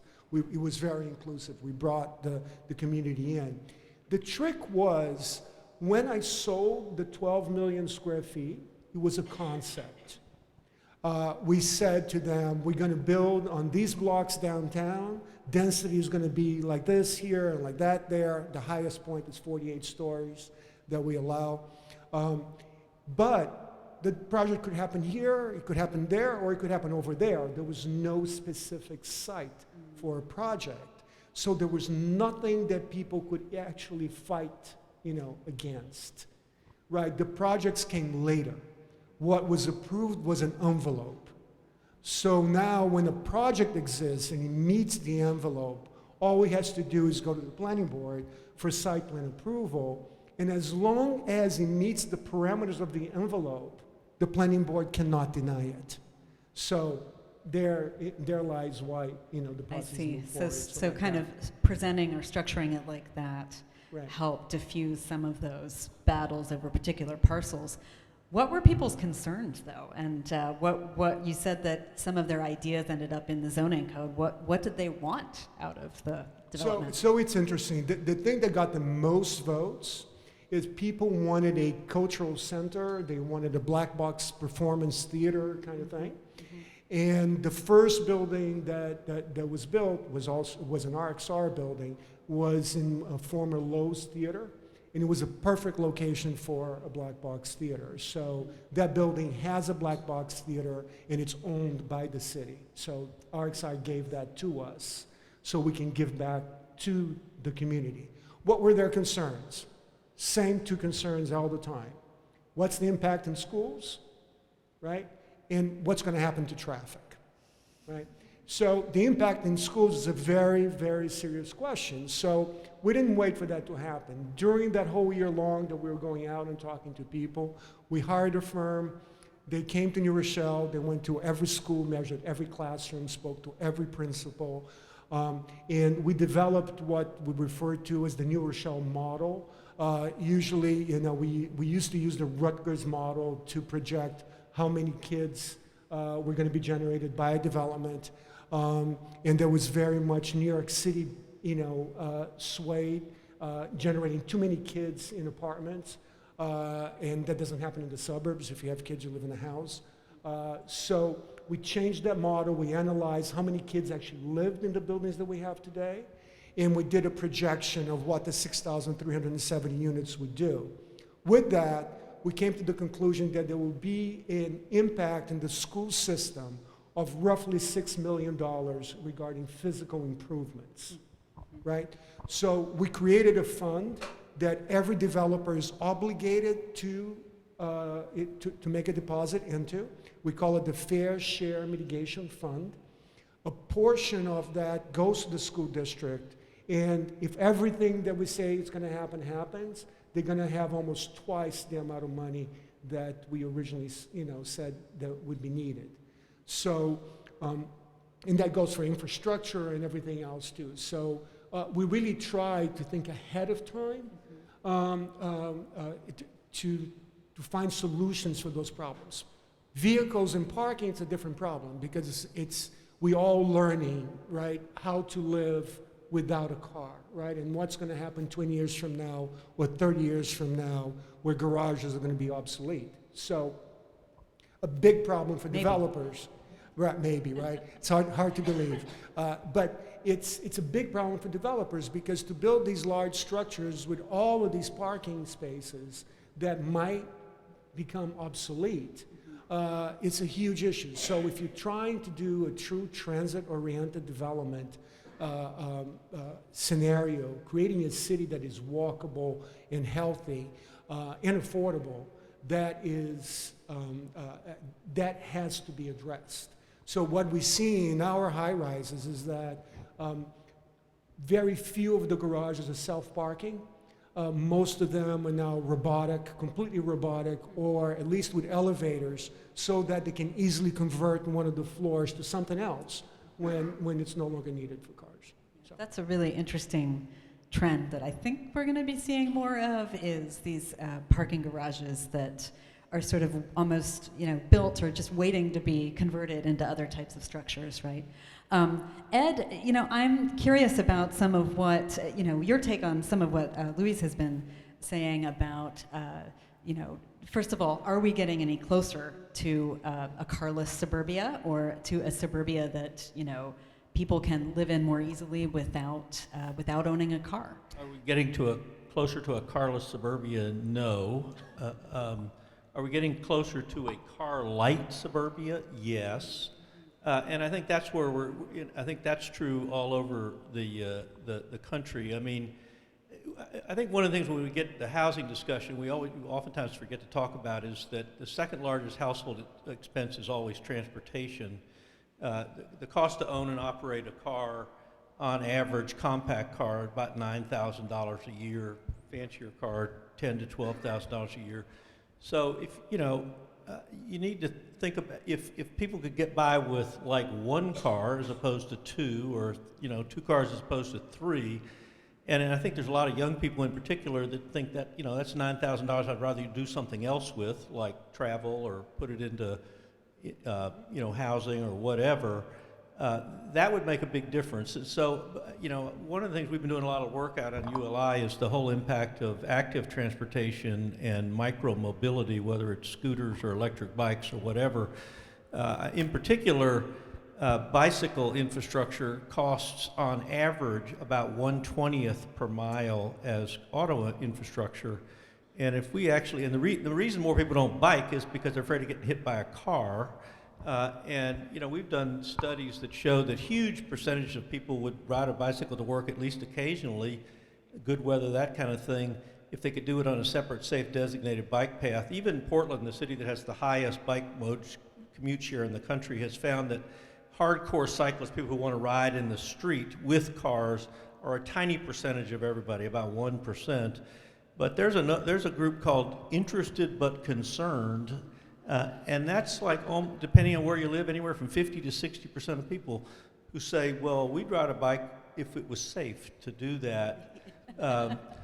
So, and if you go to Europe, you know, whether it's, you know, Holland or Denmark or Belgium or wherever, I mean, you interview people there and say, why do you ride a bike to work? And they go, oh, it's the easiest, most convenient, cheapest way to get around. And that's something we need to spend more attention to, particularly because our gas tax is not producing the kind of money that it used to, particularly because highway infrastructure costs so much. And if we, you know, I've lived around here now for, you know, 45 years, and I can tell you in this time we've never been not widening Interstate 95. And I can tell you that if the only solution to fighting congestion is widening the highway, it's a little like letting out your belt to fight obesity. It's just not going to induce demand. Do it. Yeah. Right? So I think we need to think about, we need to factor in the cost of transportation, which is why we don't need density everywhere. We only need density a few places. So let's put density next to our transit stops, not every one of them. We need to put density along our commercial strips where we can turn NIMBYs into YIMBYs by taking these crapola strips and turning them into real places, suburban town centers, that sort of thing. And the other thing is, unlike in New Rochelle, density does not demand high rises, and I would tell you that you can get an enormous amount of density in a building that's not a high-rise building, and that's a lot of times what people, that's all we have, you know, we either build a house or a high-rise apartment, and a lot of people, particularly in suburbia, don't want to see high-rises all over the place. So you can actually get lots of density without high-rises, and I think we ought to be thinking about some of these design tricks that enable you to do that. Well, that actually brings me to something I wanted to ask Natalie about, which is a big and kind of contentious issue right now in Montgomery County, which is a proposal to make it much easier to build and get a permit for accessory dwelling units. So this is like, you know, a basement or garage apartment or sort of backyard cottage that, you know, you can put in your property, rent out to, you know, to long-term renters. And this is a kind of distributed and lower rise form of adding density to suburban style neighborhoods. And some people are not happy about it, right? But the issue is not, you know, the funniest thing about it is that ADUs are everywhere in Montgomery County. They're just not regulated. And it's the hypocrisy that kills me. It's like, what are you saying? That we have them. But the problem we have, one issue is that the county doesn't enforce them. So a lot of people are upset because some folks are creating ADUs, they're not, you know, the setbacks are not there, they're not up to code. So we're having this conversation of relaxing the process and having more, yet the current process is not being enforceable. So, you know, I'm in favor of ADUs, you know, but the conversation is even more complicated than that. Like, when people are talking about overcrowding in schools, it's not every school in Montgomery County that is overcrowded. There's some schools. And if you look at the borders and the density where the schools are located, it's not because we're adding more big buildings, it's because of house turnover, right? People are aging and leaving their houses, and new families come in with families. I'm the perfect example. I used to live in a condo right across the metro. Then I found a guy, I got married, and we say, hey, let's have kids, and we move into a house. in Wheaton. So now we have 2 kids. In an area, in my school, my home school, Kenmore Elementary, it was a moratorium. There are no new buildings or development happening in Wheaton that will grant that. It's because of housing turnover. So it's explaining those details to folks and also clarifying that I don't think developers are the devil, you know, and I think it's wrong to demonize an entire industry. In fact, if I had to demonize one, it would be the pharma industry, not the developers, but that's another story. So it's really talking to people and demystifying the conversation and having the one-on-one instead of yelling at each other. One of the things that I witnessed once I joined the planning board is that I always had the same people coming in front of us. We have over 1 million people, it's always the same folks coming in front of the planning board to testify against everything. And me as a public, I run a public engagement firm, as you mentioned earlier, to me that's just so wrong. You know, what can we do to make sure that those who don't usually speak up, those who support the ADUs because they need them, you know, when I go to the planning board and I push for 2 and 3 bedroom apartment units, no, the 1-bedroom units, I'm the one who says I want more. It's not because I'm thinking the moment the dad and the 2 children are gonna live there. It's because I'm thinking now that the largest group in our county and also nationwide are seniors, right? Baby boomers. People, you know, people are living lonely. Now they're finding other seniors and living together. My mom is a perfect example. She has 3 people her age in her 60s and 70s living in her house. You know, so don't assume that it's families moving in. It's seniors who don't want to be alone. So when we're talking about ADUs, let's please stop saying that, oh, we're going to have more kids coming to schools if you approve that ADU in that particular neighborhood. No, what about single people who just want to live together in a house? You know, what's wrong with that? So it's getting into those very small details that people just refuse to talk about them. And it's for me, it's very confusing. Why don't want to talk about reality in terms of the myths? The other thing I did is that when we were working on a particular master plan, and it was in a very highly Latino neighborhood, very immigrant oriented. I knew those folks were not going to come to the planning board to testify. I just knew it. So I talked to the planning department's director and I said, you know what? I need your crew and a TV camera to come with me to that community. And I got on the bus with a cameraman and one of the planners, and I started interviewing people in Spanish. And even though the camera guy did not understand a word that I was saying, I said, don't worry, we translate it and we put it as part of the record. You know, we transcribe it, right? If that's what we need to do, we'll do it. But that community has a voice, and they're not gonna come to us. Why? Because, I mean, who knows about the planning department? Like, nobody does. Like, what's the planning department? If you talk to somebody on the store, they have no idea. But the decisions that we're making are impacting their lives in ways that they have no clue. So it's part of our responsibility as planners, now I consider myself a planner, to go to where people are, no? And not say, well, we held a session, but nobody came to testify in favor of the ADUs. But let's go over there and ask people. So I've got to ask, when you talk to them, did the people in that community say they wanted different things than the people who come into every single meeting, the same 40 kind of squeaky wheels, you know? Do you know the problem is that the people who usually come in front of me are people who are very negative and they don't want anything.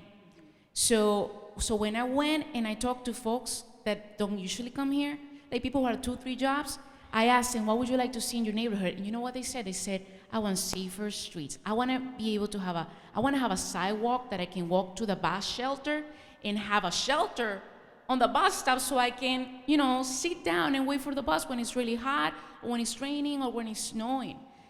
I want to make sure that I can feel safe when I'm crossing the street on New Hampshire Avenue, New Jersey Avenue, that are state roads, by the way, and they're so wide because when they were built, people were not thinking about people. They were thinking about making sure cars could zoom in and get to their destination without thinking that people were going to be living in those communities. So it's the same conversation that planners are having, and my planners say, but it's not coming from the people, and I need them to come from the people too, you know? So. I guess I might end, but I think we've got a few more minutes. Is that right? Okay, I'll end with the biggest question, maybe. And I'll start, I think, with Ed and see, it would be great if you could all answer, see how far we can get in the allotted time. You know, people have kind of talked about, you know, really kind of what's going on in suburbia now being a seismic, lasting shift. You know, there's this phrase, the great inversion, saying that, you know, a theory that the suburbs are kind of shifting back to, you know, the urban center being the concentrated wealth and affluence and advantage, and the suburbs kind of losing that from their, you know, mid-20th century peak. And, you know, the idea that the suburbs might be, you know, have more poverty and more kind of ethnic diversity long-term, and, you know, the cities will be kind of more, you know, have less of that going forward. And I guess I'm just wondering, you know, thinking about places like New Rochelle and parts of Montgomery County, you know, is that something that you anticipate? I mean, do you think that the suburbs are undergoing a really fundamental change right now? Ed? Well, it depends on where you are. It's easy to see around here. They are undergoing a fundamental change. Easy to see in all the hot market cities. Much harder to see in the middle of the country. Sort of all the trends kind of go much more slowly. But, you know, you think about a place like Tyson's Corner, which was, you know, 3 rush hours a day, morning, you know, evening, and lunch hour, because nobody could walk to anything. I mean, now they have 4 rail transit stops. Now they're putting in a network of interconnected streets. I mean, that's going to be the future of suburbs. Successful suburbs are going to have some sort of walkable center in the future. Big box stores are all getting smaller. We're starting to put housing on top of those stores. We're starting to redo our commercial quarters, starting to have suburban transit-oriented development. Yes, so suburbs are changing, and we need to continue that push. We, for too long, designed, you know, our suburbs around the needs of cars, as Natalie just said, as opposed to the needs of people. And you're already seeing differentiations in the marketplace. So a suburb like Reston, which is a, you know, mixed-use, walkable, transit-served suburb, has property values 25 to 100% higher than Sterling, which is a drive everywhere for everything suburb. So when the market changes, the world changes. And so, yeah, we're going to see, but we still have a lot of these other unresolved issues because of the growing diversity in our suburbs. Both economic and racial, and in age-wise, every other thing. And so we need to plan for those issues as well. I guess I'm also interested, well, actually, Natalie, you might be able to answer this. For suburbs that don't have the tax base of a Fairfax County or a Montgomery County even, you know, what do you think, what options are available to them to kind of adapt to, you know, a changing world? Because time is up. I'm just going to say 2 things. I agree with everything that Ed said, and I would say that now in Montgomery County, we're thinking more about co-location, right? Making sure that if we're building a library, we're also building a health center, for example. Making sure that we're more smart in terms of space and understanding that each community in Montgomery County is different, and we need to adapt to make sure that communities that don't have the same resources, let's say, in East County, you know, that is a very, you know, we have a low-income community there, can have the resources to strive, right? So be more conscious about our decisions. I know time, so I'll be very quick. I think the New Rochelle is actually there. We've always been very proud of being a melting pot, welcoming everyone, not just economically, but racially. People if you talk to folks in New Rochelle, why they chose to come to New Rochelle to raise their kids, almost everyone's going to answer because of the diversity of the city. So it's a city that continues to change, and in a city that has seen a shift ethnically, now at 52% non-white, and we see more and more, especially Hispanics, moving into the city, and more of that will happen. There's a shift of the middle class that once upon a time was Italian, and now it's Hispanic. So. Like Nicole earlier, I feel like I could talk all day about this stuff, and thanks so much to all of you. It was just a wonderful conversation. I appreciate you being here so much.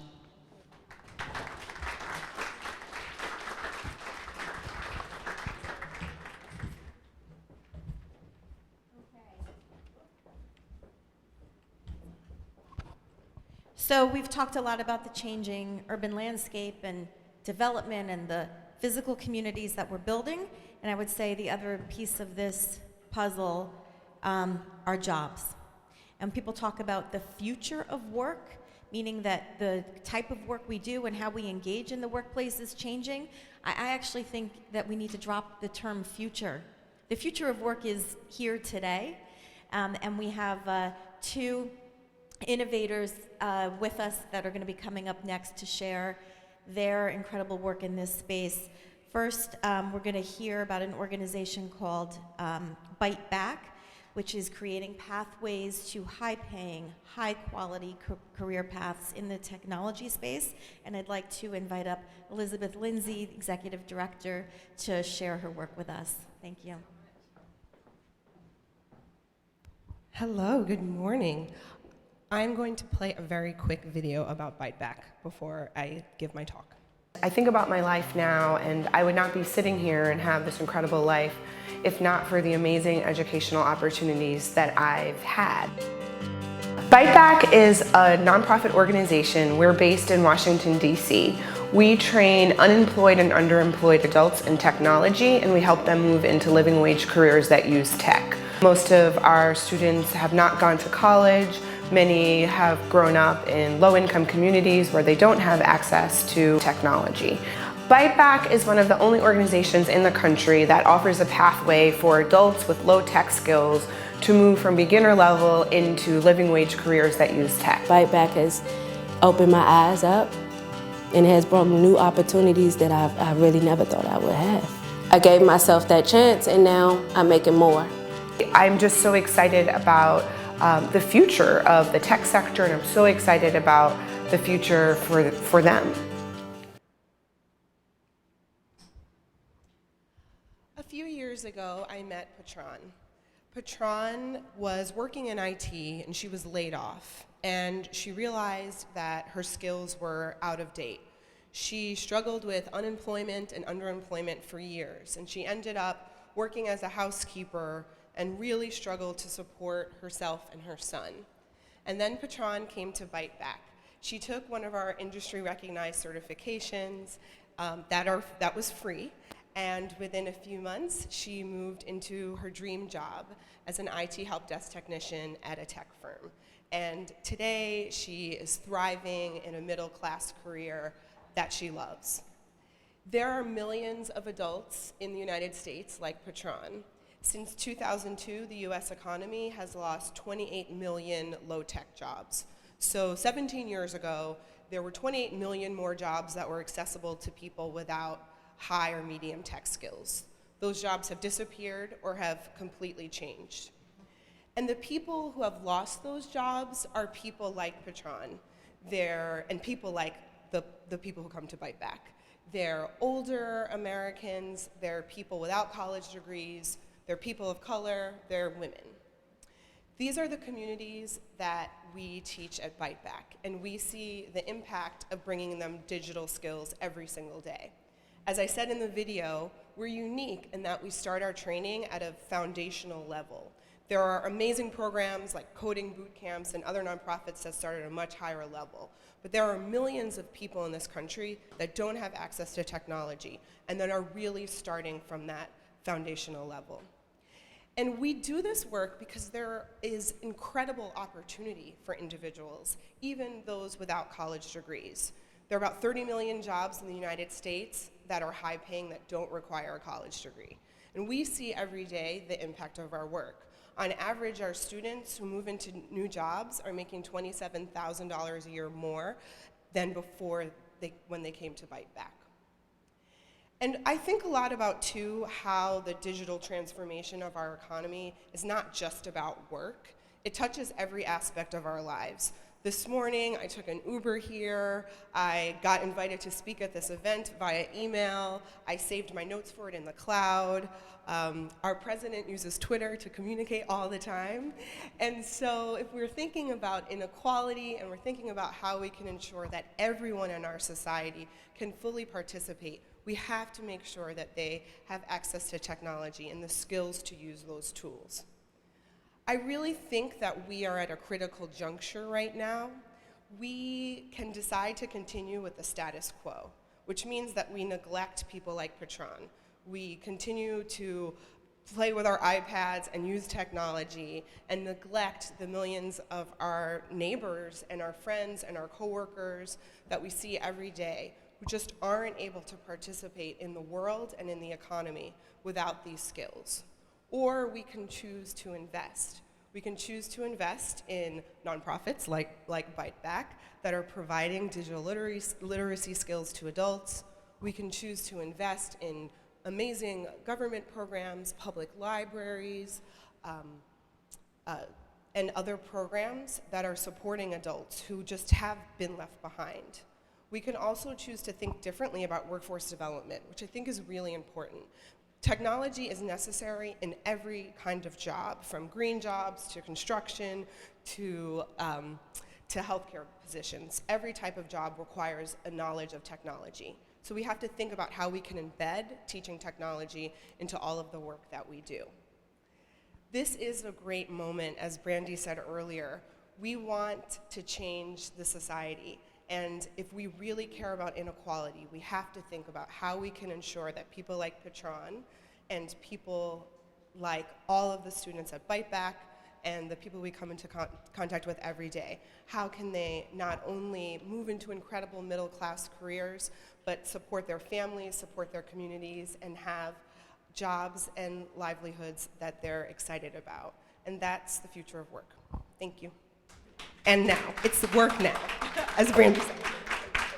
Thank you. That was great. That was really good. You know, as I'm listening to today, I'm struck by a lot of what we do in the job space is we're working often with people who are off track. Many of the organizations that we work with at the City Foundation are trying to work with people who have been chronically underemployed or are the long-term unemployed. And we all know that that's not easy, but it's incredibly important, and without a job, many of the other pieces and interventions that we work on aren't going to add up and really propel people forward. So it was Patron was your client that you referenced. So I want to think about how do we get to people before someone like Patron? How do we actually reach the younger generation and set them up for success and really think now about the connection with educators and the education system? And so with that, I would like to invite up our next innovator, Ashley Johnson, who is the co-founder and co-CEO of the Literacy Lab, that I think is absolutely not settling for the status quo and driving those catalytic innovation. Thank you so much. It might surprise you to know that 73% of fourth graders in the capital of the richest country in human history do not read on grade level. And we know there are long-term negative effects of low literacy skills. Third graders who do not read on grade level are 4 times more likely to drop out of high school. In 2009, I co-founded the Literacy Lab based on my experience as a high school special education teacher to close this literacy gap. Seeing my students come to me day after day, being told by the system that they could not learn when in fact they had not been taught, I decided to try to address the root cause that I saw at the heart of many of my students' challenges. And this was low basic reading skills. Yet this is one of those problems that Brandy talked about earlier, one where simply doing more of what we tried in the past is not enough. We have millions of kids across the country who are failing to learn to read, even though they're going to school each and every day, and we're failing to teach them what they need to know. We must innovate and look beyond what we've already tried in the past and we know did not work. So now I'd like you to picture with me a pre-K classroom.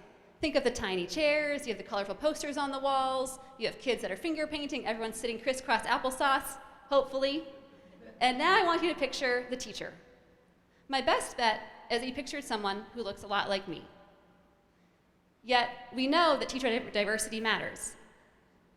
Black children who have 1 black teacher are 13% more likely to enroll in college, and those who have 2 are 32% more likely to enroll in college. And many elements of diversity matter as well, yet 76% of teachers in this country are women. Only 5% of teachers are men of color, and only 2% of teachers are black men.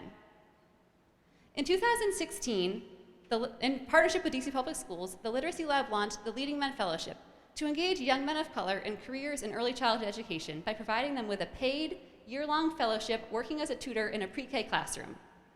Leading Men Fellows are young men of color who are recent high school graduates who do not yet have a next step towards career or college. The goals of the program are threefold. First, we're working to provide a rigorous workforce development opportunity for promising young men. Second, we're working to drive low-income children's kindergarten readiness. And third, we're working to ultimately diversify the teacher pipeline. Now, I wish that some of these guys could have been here with me today to tell the story because they're much better at it, but they're all at school, and so I brought some pictures to help show the story of what they're doing to change the narrative.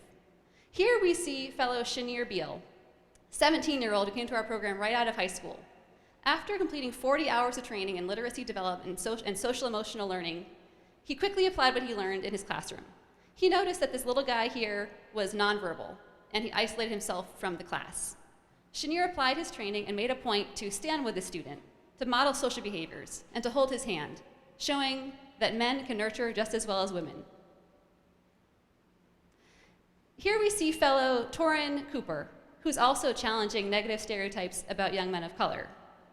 Fellows are trained to provide 7 affirmations like this high five for every redirection as they work to build their students' positive self-image. And think about what it means for this little guy to be affirmed by Torin each and every day. Here we see fellow Ricardo Carter, who is using data to drive his students' kindergarten readiness. Fellows are trained to assess their students 3 times per year. This little guy has completed his first assessment, probably in his whole life, but you wouldn't know it because Ricardo has created such a positive environment that they're both smiling. I know that was not how I looked after assessments at school. After assessments, fellows begin delivering daily, evidence-based literacy interventions with their students. Here we see fellow Trayvon Kirkpatrick serving as an instructional leader in his classroom, showing that men of color in schools can do more than just behavior management or work as custodians, misconceptions that our fellows face regularly.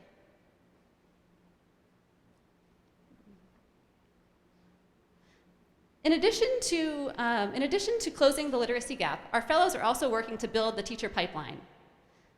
I think we had an issue with the last slide, but I'll just describe what we would have seen. Somehow that picture was different. But at one of our school sites, we had fellow Torin Cooper, who 2 years ago was a fellow. Last year he was hired to be a full-time teaching assistant, and this year he's going to be a lead teacher in the classroom. That's the pipeline that we're working to build, and those are the teachers that adults a generation from now will picture. So at the end of the first year of the fellowship, DC Public Schools did an analysis of classrooms with fellows and those without, looking at the student outcomes. And I know this is a little bit difficult to see, but what we see in the dark blue columns are the scores for students who were boys of color in pre-K classrooms. The lighter blue are the scores for students who are not boys of color. Across all 3 domains from left to right, we see language, cognition, and physical readiness. And in the first 2 pairs of columns, which are the different classrooms that did not have fellows, we see an unfortunately familiar story where the boys of color underperform their peers. Yet, when we look at the 3rd pair of columns in each box, we see something different, something new. We see that the students who are boys of color outperform their peers when they have a fellow in their classroom for the entire year. Now, this is a very small sample size, and these results are preliminary, but this affirms our belief that Leading Men Fellows are disrupting education and paving the way for their students to do so in the future. Thank you.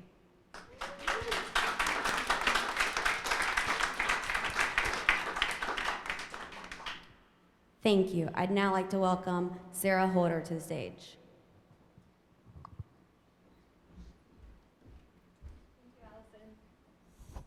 So I'm bridging the generational divide. I have my phone and I have the paper, so going for that. So first, to introduce myself, I'm a staff writer at CityLab, where I cover politics, how technology is shaping city life, and at the intersection of those two, the politics and technology that are changing labor. As a lot of people have noted already, when you think about the future of work, whatever that means, you might first think about the gig economy, or maybe you even jump a little farther ahead to self-driving cars, replacing all the truckers and incidentally all the Uber gig drivers. But for many low-wage workers, the labor landscape as a whole has already been shifting, and some historical inequities have grown more pervasive. So when we talk about the challenges of the looming future of work, we have to talk about the entire existing ecosystem. The retail workers whose jobs are being displaced by e-commerce like Amazon, hotel workers whose front desk jobs are being changed by Alexa, and room service jobs by Postmates, Instacart workers, which are delivery workers whose company got away for a time with counting tips towards wages, allowing them to pay workers less, fast food workers, many of whom are not unionized and they're subject to unpredictable hours, on-call scheduling that make making time for childcare or education almost impossible, domestic workers, many of them women, who have long worked on an ad hoc gig basis without contracts and the protections that those enshrine, and of course, platform workers writ large.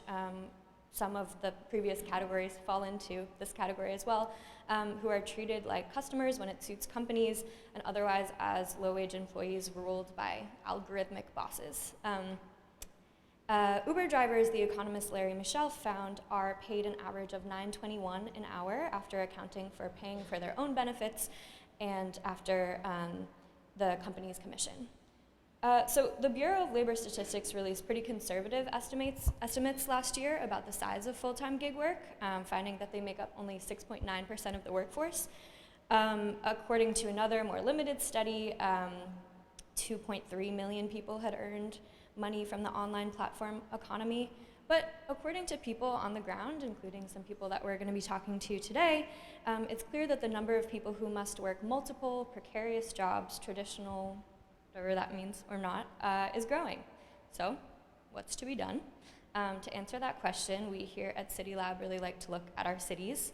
That's where $15 minimum wage increases caught fire during the Fight for 15, and where, as we'll talk about today, the Domestic Worker Bill of Rights is being implemented and ride-hail minimum wages are being set.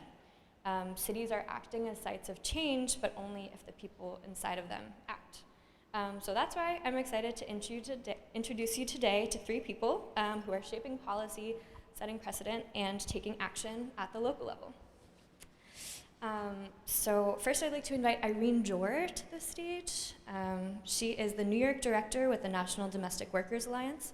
She supervises NDWA's New York organizing team and coordinates a statewide domestic worker sector coalition comprised of NDWA affiliates and partners. She leads various efforts to develop the organizing infrastructure and strategic cross-sector partnerships necessary to implementing and enforcing domestic workers' rights. So thank you so much for being here. I'd also like to invite Julia Tacona to the stage. She is an assistant professor at the University of Pennsylvania's Annenberg School for Communication.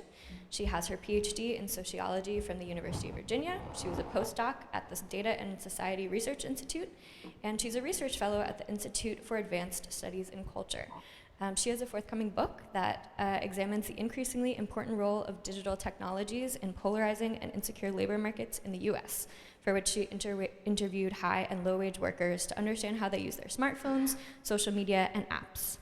And I'd like to invite back up Brad Lander. We met him earlier, but he's a member of the New York City Council, representing the 39th District in Brooklyn, de Blasio's prior location. He serves as the council's deputy leader for policy.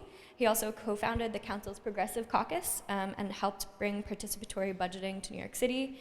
On the jobs front, he's fought successfully to protect freelancers from wage theft, give fast food workers a fair work week, and make sure Uber and Lyft drivers earn a living wage, all of which we'll talk about today. So thank you guys so much for being here. I just wanted to start with a really broad question for the group to sort of set the stage for this conversation and take a look at what groups of workers you guys are fighting for specifically. I'm wondering what the fundamental conditions the workers you're advocating for need to thrive and how those conditions are changing as the nature of work changes. Elizabeth talked about tech literacy and tech access, and I'm wondering if we could start with Julia, who I know has been doing work on that front. Absolutely, yes. Thank you so much. And I'm super excited to be a part of this panel, a part of this really unique event. And also just a caveat that, you know, the truism that those who can't do teach. And I would add research, no shade to my fellow researchers in the room. I'm floored by all of the amazing things, all the amazing organizations and policies that I've learned about today. But I am a researcher, and so while I'm not necessarily doing these things, my hope is that this research really helps to shape and frame these really important debates. So yes, I think one of the most fundamental issues that's often overlooked in conversations about the future of work is that this entire gig economy, whether you define it narrowly as platforms and new kinds of algorithmic technologies, or whether you define it really broadly as any kind of contingent or non-traditional work or employment relationship where workers are not working a kind of standard full-time contract and are not employees but are some other type of employment arrangement, really is built on the back of an increasing amount of access to the internet, and in the past, I would say in the past 6 or 7 years, an increasing access to mobile internet, specifically smartphones. So this was like a topic du jour, 5 or 6 years ago, where we were talking about mobile internet access, and suddenly we're not talking about it anymore, and I think one of my missions is to kind of bring that back into the conversation about the future of work. So I've been loving all of the research statistics that have been happening here, so I brought my own. I'm going to give a few topics or kind of stats to back this up. So since 2011, households that are making less than $30,000 a year who own smartphones has tripled the percentage of households. So it went from 22% in 2011 to 63% in 2011. So we're talking about a lot of low-income families, households, and individuals who are now having mobile access to the internet who did not before. And this is really where a lot of the gig economy workers are coming from, but also folks who are increasingly scheduling their shifts online, or swapping shifts or picking up extra shifts at their jobs on Facebook groups that have been created with their coworkers, or organizing with other workers like them in Facebook groups or in other kinds of online forums. And so we see that mobile internet access is just incredibly important to kind of participating in this part of the economy. That's my fundamental condition. Yeah, Irene, do you want to talk a little bit about the organizing work you're doing and sort of what fundamental conditions domestic workers that you're advocating for sort of need as well? Yeah, absolutely. So domestic workers, I just want to ground in the fact that this is a workforce that has existed since the very beginning of our history.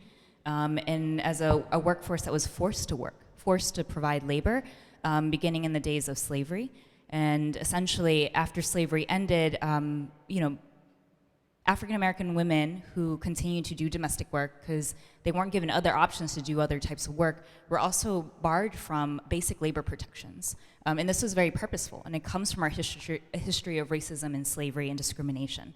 And so right now in our organizing work, our work is not to abolish domestic work, but it's to make work that traditionally has not been treated as real work, like work that can actually be uplifted and valued. Because this work actually really binds a lot of our society together. Those who are domestic workers, I work with many members in New York and across the country, they know the value of their work, but oftentimes it's not lifted up in other places, and they may be stigmatized for the work that they do. I think some basic things that for us kind of undergird the types of protections and advancements we want to make is safety, dignity, and respect, right? And because domestic workers have been excluded historically from labor protections were never made or designed around the unique needs of domestic work. And I want to point out in domestic work, it's a very disaggregated workforce. Oftentimes domestic workers are working in one-on-one employment arrangements and or one-on-one with the clients, consumers, or families that they care for. It happens behind closed doors in the sphere of private homes.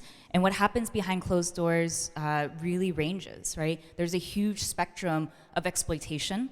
We see conditions even today that are very slave-like. We see trafficking survivors that are dealing with these conditions. We also see things good that happen behind closed doors, right? Domestic workers actually do a lot of relational, intimate labor. And they tend to provide to families and individuals a different quality of life. And sometimes they are valued and sometimes they are not. The thing about domestic work we have found in our organizing, what makes it so complex is it's like the wild, wild west. There are not rules or regulations that really think critically about what this sector needs, the relations that are sort of networked together. And so for us, we starting off in our movement, have attempted and successfully won basic level of protections for domestic workers at a state level. We have run 8 different campaigns in states where we've raised the bar, and domestic workers have been excluded in rights they traditionally have been, they've been included in what they've been traditionally excluded from. But we want to go beyond that, because what currently exists as labor protections, it's also outdated for all workers in our society. And so we're trying to work with our members, be led by our members to innovate and to imagine the things that they never thought would be possible for domestic workers to become a reality. And so we've been exploring what it looks like to bring benefits to domestic workers, to use that to innovate the idea around portable benefits, right? Where we know more and more gig workers need that. We're also thinking about what does it mean for them to have ongoing voice to negotiate the terms of their work and not to have to do it individually alone. How do we aggregate the worker voice and also bring an aggregated body of employers to come and have real conversation, real dialogue about what this work looks like? And we've been talking a lot about the suburban-urban divide. New York City sort of exists as the urban center or sort of a paragon of a large urban center. And I'm wondering if you could, Brad, talk about the kinds of workers that you see in New York City and the protections that they're lacking there. Great. Well,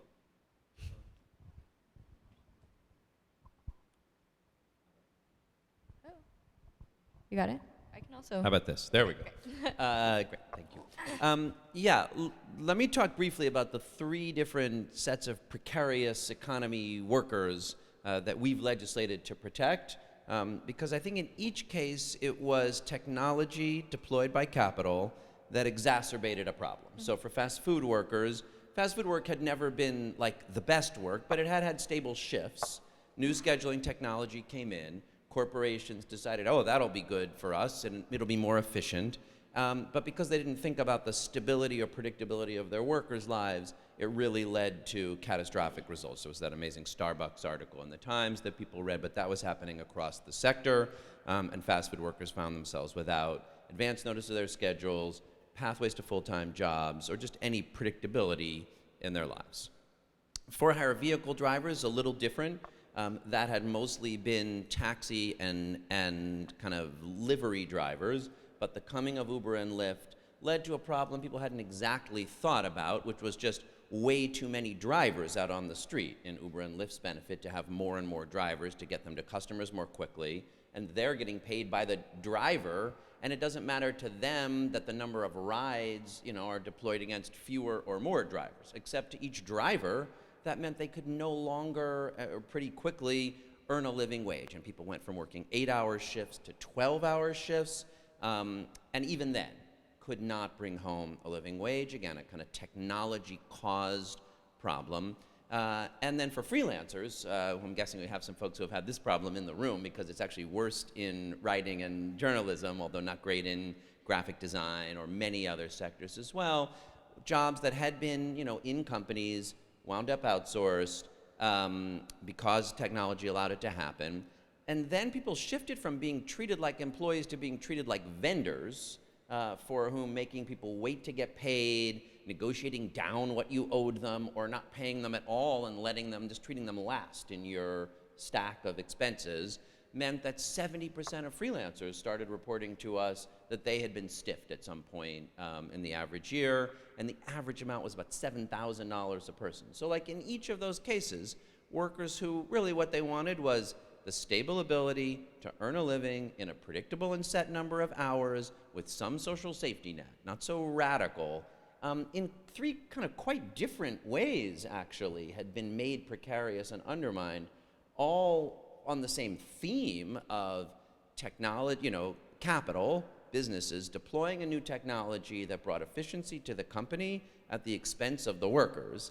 And the challenge is in each of the 3 cases, it sort of took a different regulatory approach to try to fix it and lift it back up. There wasn't sort of a simple across-the-board living wage. For fast food workers, we had to have this stable schedule set of requirements that companies are now required in New York City to provide 2 weeks advance notice, pathways to full-time jobs. You can't have people be on call. For hire vehicle drivers, we required that the companies compensate people with an eye to how much time they're empty and not carrying a passenger.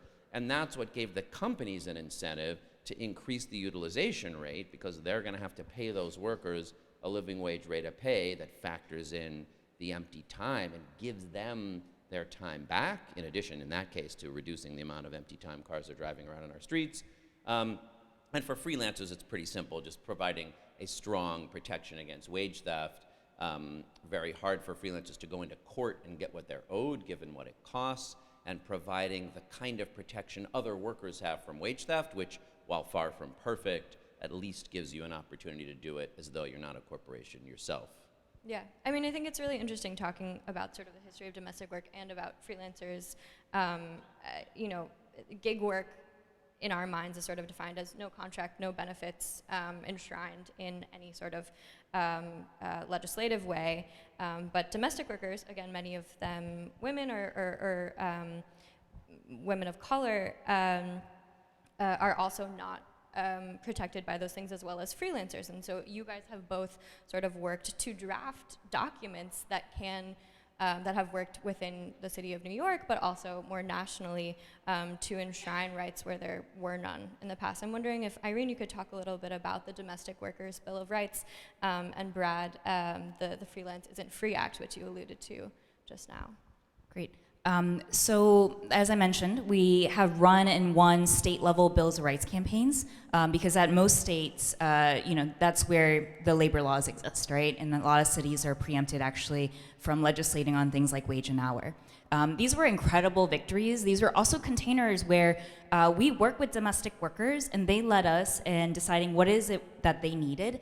We had grassroots processes where they convened and had conventions and decided what their demands were, and then they became very sharp lobbyists and figuring out how to go year after year to win that legislation that they felt like was important, that set the floor. But the floor was never the ultimate goal. It's always been to have more, get more, and so that this work could actually be really solid, dignified work. What we realized after we won these state bills is that enforcing those rights, implementing those rights is really difficult. Across the state, to reach all the domestic workers and all the domestic employers that might exist out there, that's a really huge endeavor. And oftentimes our state level Department of Labor you know, may not have those resources or may not have those systems to reach such an untraditional workforce. In New York, we learned a lot from our sister organizations in California and thinking about what can we do, what can we start at a city level to dig deep into implementation enforcement, continue to support our members to build their political leadership and have things that would be lasting. And so one strategy that really came out of the California and the Bay Area was thinking about how you work as a grassroots coalition to build an Office of Labor Standards and to really utilize and work collaboratively with that institution to do what we call co-enforcement, which is highly written about and researched by Janice Fine. But essentially, us as organizations, we've been organizing workers to have these political wins, but also recognize they need to be truly uplifted as political actors in their community. And at the city level, it's a first place to start. The city also, we find, is an incredible lab for being able to think innovatively, to test out things and kind of figure out, is this a proof of concept that we could take to state level or take regionally to other places? So in New York City, after the Department of Labor regulations for home care workers passed through, and essentially home care workers nationally, federally, right, were now entitled to overtime, paid time for travel, among other things. Previously, they had been exempted at the federal level, being deemed as just companion workers, right? That they weren't true workers, they just provided companionship services. But in fact, they had been very vital, right, to the lives of many seniors who are important in our communities and in our families. So after that happened, New York City became really interested in creating an Office of Home Care, and then expansively with our support decided we're going to make it a division of paid care and cover domestic workers and do ongoing sustained outreach and education in partnership with local organizations. We're going to set up an advisory council, do a annual or biannual research project on domestic workers in our city. And the idea was that they would build infrastructure to work hand in hand with our organizations. And so we've been kind of thinking through what does it mean to not just win a law, but to build the type of ecosystem you need and where it's a true partnership, right, with lasting institutions and our organizations as well. There are 13 affiliate organizations in New York State. The majority of them are in the city, but I actually have a cluster of affiliates that are in Westchester. And we work very closely in thinking about what our regional strategy is. We're going to be setting up to run a New Jersey domestic worker bill of rights. We've won a bill in Connecticut and are going to go back for more. A lot of domestic workers, the state boundaries for them are very fluid. They move where there is work, and they also, are, agents with, the ability to choose what they want in their lives and how they find and secure work. And in New York City, what we've been building, this type of culture around partnership, we're ready to kind of take the next leap. We're looking to Seattle, where we've won our only municipal bill so far. We experimented with Seattle, where we decided more than winning basic protections, we wanted to win what we called a sectoral standards board. And in the sectoral standards board, there are representatives, a tripartite structure, where worker voice and employer voice and government representatives get together. There are nominees that come from the community and come from the city council, and they essentially will represent their stakeholder view and then negotiate with each other what it is to meaningfully raise the standards in the sector so that it benefits everyone, and then propose those as annual recommendations to the city council. The city council will consider legislating that into law to affect the broad range of domestic work, including those domestic workers who work on online gig platforms. And so for us, we look to the city as a place to be able to experiment, to think creatively, to think expansively, because once we can do it at the city level, right, we can begin to replicate. And so New York, we're often drawn on for how we think about our enforcement work. We're working right now with our local North Carolina chapter in Durham. They don't have a domestic worker bill of rights, but they're interested in some of the mechanisms of what we do. We've been learning and hope to do a lot more that replicates Seattle. But in all the places we've won bills, the cities in which those states kind of have seen the most mobilization for the state level bills, there's just real density of workers, and it is a starting place because those workers have access to each other. And that's the most important thing. They can hop on the subway, go to a meeting, be able to congregate and discuss and coordinate. And with technology and mobile technology in particular, beginning to see the ways that our organizing can evolve. And so for us to do this regional Northeast thing, we're relying a lot on video, on text, on being able to really stay connected. But in addition to that, we now have expanded and are basically working on organizing domestic workers who work on online gig platforms as well. And for us, that's actually largely a digital organizing strategy, and it's a national strategy. So we have a national sort of effort and push to organize folks and have begun to really help folks congregate online as well. Great. Yeah, I think it's really interesting starting with these localities of change and then spreading nationwide with the domestic workers bill of rights. And I think, Brad, you're sort of implementing some of these citywide changes that hopefully will spread. And I know that you're also part of Local Progress, so you are meeting with other city council members and mayors to talk about what works and what doesn't. But yeah, in terms of the Freelance Isn't Free Act, I think that's a good starting place to talk about that work. Yeah, and first I just want to underline the through line from what Irene said about building these sort of inside-outside partnerships between worker organizing and government enforcement and regulation, being thoughtful about a sector. And in none of the cases of fast food workers, for-hire vehicle drivers, or freelancers did I identify the problem or the solution. Those came from workers organizing. And in each of those cases, they had barriers to organizing because they're not in traditional workplaces. They can't organize a traditional union. They had to figure out at first how to do it on their own through the Fight for 15, through some really interesting taxi and independent driver organizing, and through the Freelancers Union in the case of the Freelance Isn't Free Act. But what we tried to model as we developed the legislation was something that built on this idea of co-enforcement and made it easier for the workers not only to have their rights protected, but to organize together to think about what would take the next step. So in the case of the Freelance Isn't Free Act, as I mentioned before, individual freelancers knew they were getting stiffed. That was not new. Lots of people knew. I've been cheated out of wages, whether made to wait 6 months or a year, and then told, well, we can finally pay you, but we'll give you 75% of what you earned 6 months ago. And we dare you to sue us in small claims court because we know that even though $4,000 is nothing to us, you can't wait for it, and you can't afford to go to court to demand it. So people experienced that, but they experienced it individually. It was thanks to Freelancers Union, which originally came together largely around healthcare, pre-Obamacare, and they said, we got to do something about this. So they came together and said, what can we do in the city council? And together we designed this pretty simple law, which basically establishes a new obligation in New York City that if you are hiring a freelancer, you're obligated to give them a contract, so it's got to be in writing. You got to pay them on time when the contract says, and if you don't, then they're due double damages and attorney's fees. So now, and we did this, you can have it enforced through this Office of Labor Standards that we set up, and providing a path where you don't have to get a lawyer, you bring the complaint. And hundreds of workers have seen, hundreds of thousands of dollars returned to them in just the year or two that the law has been in effect.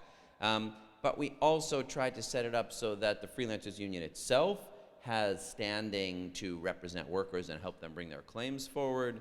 Again, with this idea that we're not only providing this protection to individuals, but trying to help provide the platforms for organizing that balance the sector out so that, those that are doing the hiring and those that are doing the working have a somewhat less unlevel playing field. Can I add? So something that might not be obvious because of the brilliant way that this panel was selected is that both of my co-panelists are talking about ways that they're pushing back against tech in sector-specific ways, right? So they're not necessarily saying that the solution that's going to work for taxi and Uber, or for Uber drivers and Lyft drivers, is going to work for domestic workers, or that the ways that Instacart deliverers are going to get their money back is going to be a similar mobilization tactic as the different kinds of for ride-hailing drivers. That this is not something to be taken for granted, right? This took us a while to get to this point to say that cities especially, but also these workers' organizations with sector-specific expertise should be the ones who are informing wider public conversations about the ways that these technologies are changing their specific industries. So it just, in terms of the writers and journalists in the room, to kind of think about the ways that we can push back against these Uberization narratives, that these tech platforms are kind of all doing the same thing, because in a lot of ways that seeds ground to the company's own narrative about their power and about what they're doing. And so I think just wanted to kind of raise that because it's implicit in the stories that you all are telling. Definitely, and that's sort of why I wanted to start with occupations that don't seem to fit into this future narrative and sort of lay the groundwork of saying enshrining these workers' rights will sort of lay the groundwork for an emerging tech-based change. So I'm wondering, Julia, you've done a lot of work around looking at how platforms are changing the stakes for domestic workers and even a little bit ride-hail workers. I'm wondering if you could just talk about sort of what introducing a platform or the internet has done to the work of freelancers, ride-hail drivers, and domestic workers. Yeah, I don't know if I can speak to that huge, as I just talked about, the value of sector-specific information. Right. So what drew me to this project in the first place, and I should say the project that I'm talking about is looking at care platforms, so platforms like care.com, SitterCity, and Urban Sitter, which are massive and very important. Any of the parents in the room know that this is a thing that you have to navigate, and if you're lucky, you don't have to. But they're often left out of these conversations about tech companies and the future of work, right? So I was really inspired by this as a researcher. This is like a very egghead thing to say, by this Pew Research report that showed that women were participating in these gig economy platforms at roughly equal rates and maybe even slightly more higher rates than men. And as a labor scholar initially, that deserves a kind of stop and look, because women and men usually do not participate in the same economic or labor market sectors in exactly the same rate. So I thought, wait a minute, this needs to be looked at a little bit more closely. And when I went looking for the sectors where women were engaging in online platform-based work, care work was the number one, was a kind of obvious glaring place where scholars like me were not paying attention, were not shining that kind of bright critical light on the companies who are doing or who are trying to intervene in these labor market sectors. And so we started digging into, and I should say this is work that was done at the Data and Society Research Institute with my two co-authors, Alex Rosenblatt and Alexandra Matiscu. We're digging into some of this information about care.com is the main one, and also some of these smaller sites. And we realized that the reach that these companies have is absolutely incredible within the United States, that it's kind of crazy that we're not talking about them in the same breath as Uber. So care.com, and these numbers do come from the company itself, so taken with a grain of salt, but care.com has 10.3 million worker profiles in the United States. This is a global company. 10.3 million worker profiles. Not all of them are active. I know I probably have a care.com babysitter account that is inactive on the site, right? Yes, some of the folks in the audience.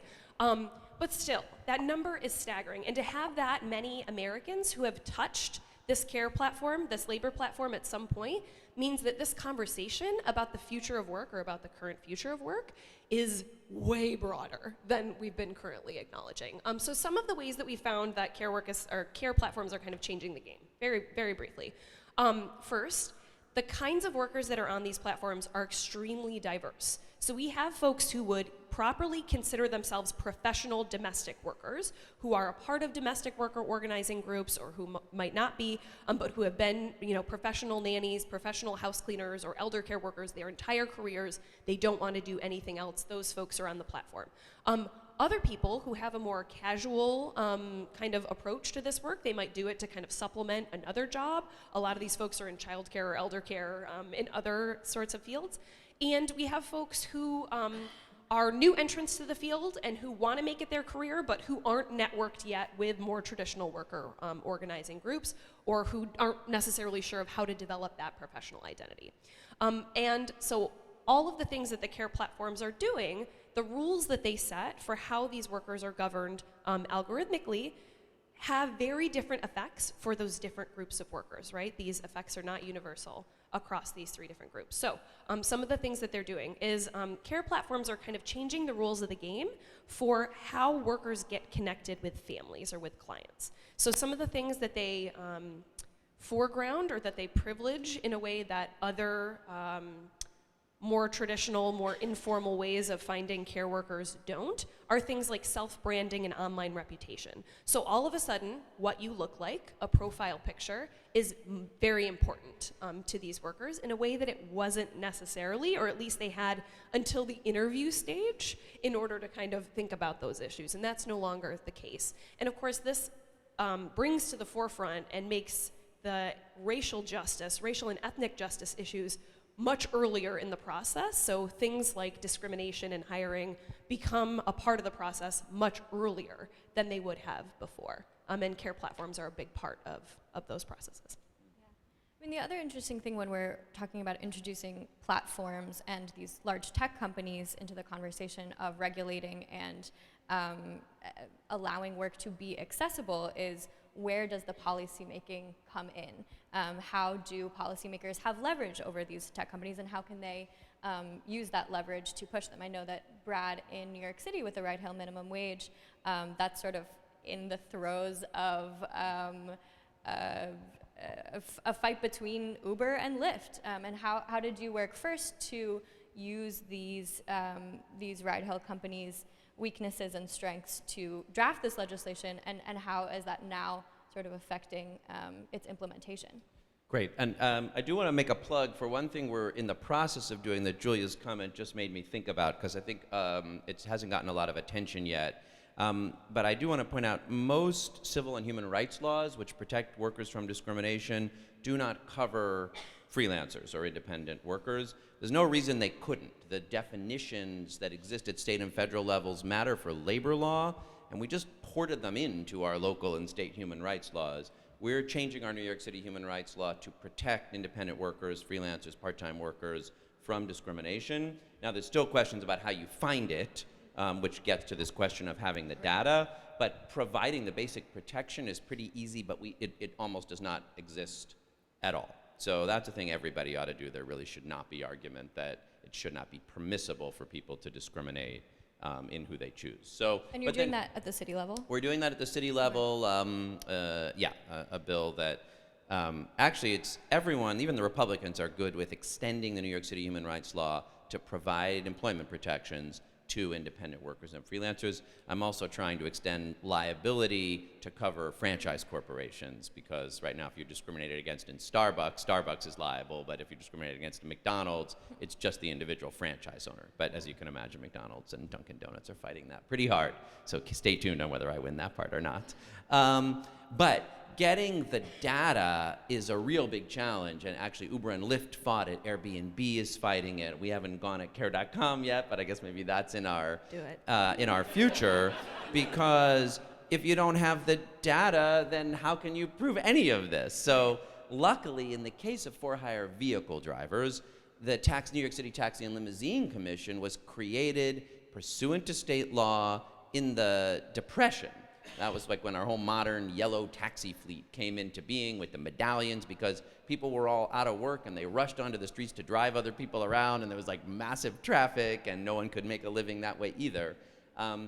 The state granted the city the ability to create the New York City Taxi and Limousine Commission, which is really important for dealing with some issues in antitrust law. But anyway, we have this platform where everybody had to participate. That put us in a better position than localities that didn't have something like that in place for dealing with Uber and Lyft, because at least we had a regulatory framework, we give them the licenses, and we can put new expectations in place. And even before we were able to we would not have been able to do the ride-hail minimum wage if we had not previously had a regulation that required them to give us the data about their rides. And that we ironically hitched to something where we were trying to make sure drivers weren't driving shifts that were too long. So we passed a rule saying you can't spend more than 12 hours out there, which is too long by itself, but it's better than not having any rule at all. And then we're like, well, how are we going to know?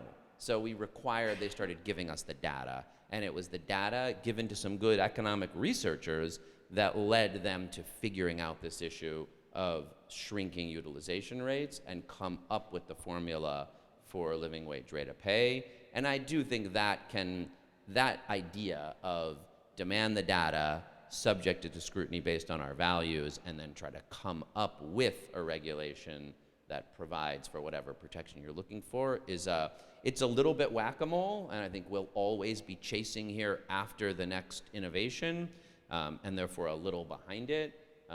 But I don't see another way out if we want to allow that level of innovation, but then regulate it to provide protections for workers. Can you just tell everyone how much is that minimum wage? It's $17.22? Yes, and that actually builds on the 15 too. Right. So the economists did some look. They started from, all right, we've got this $15 minimum wage in New York now. It looks to us like Uber and Lyft drivers are not earning it.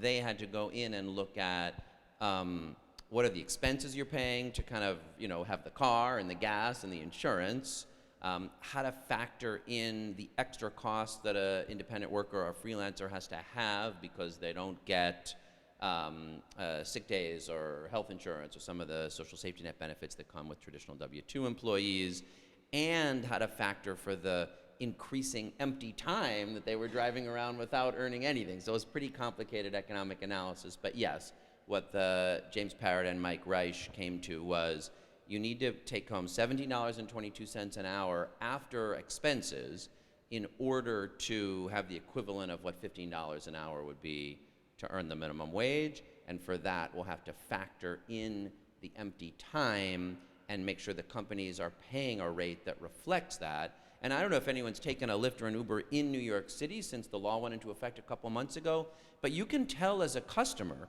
you're waiting a minute or two longer because you see that your driver just dropped someone else off before they picked you up. And as you're about to get to the end of your ride, you'll often hear the little ping that driver has their next fare.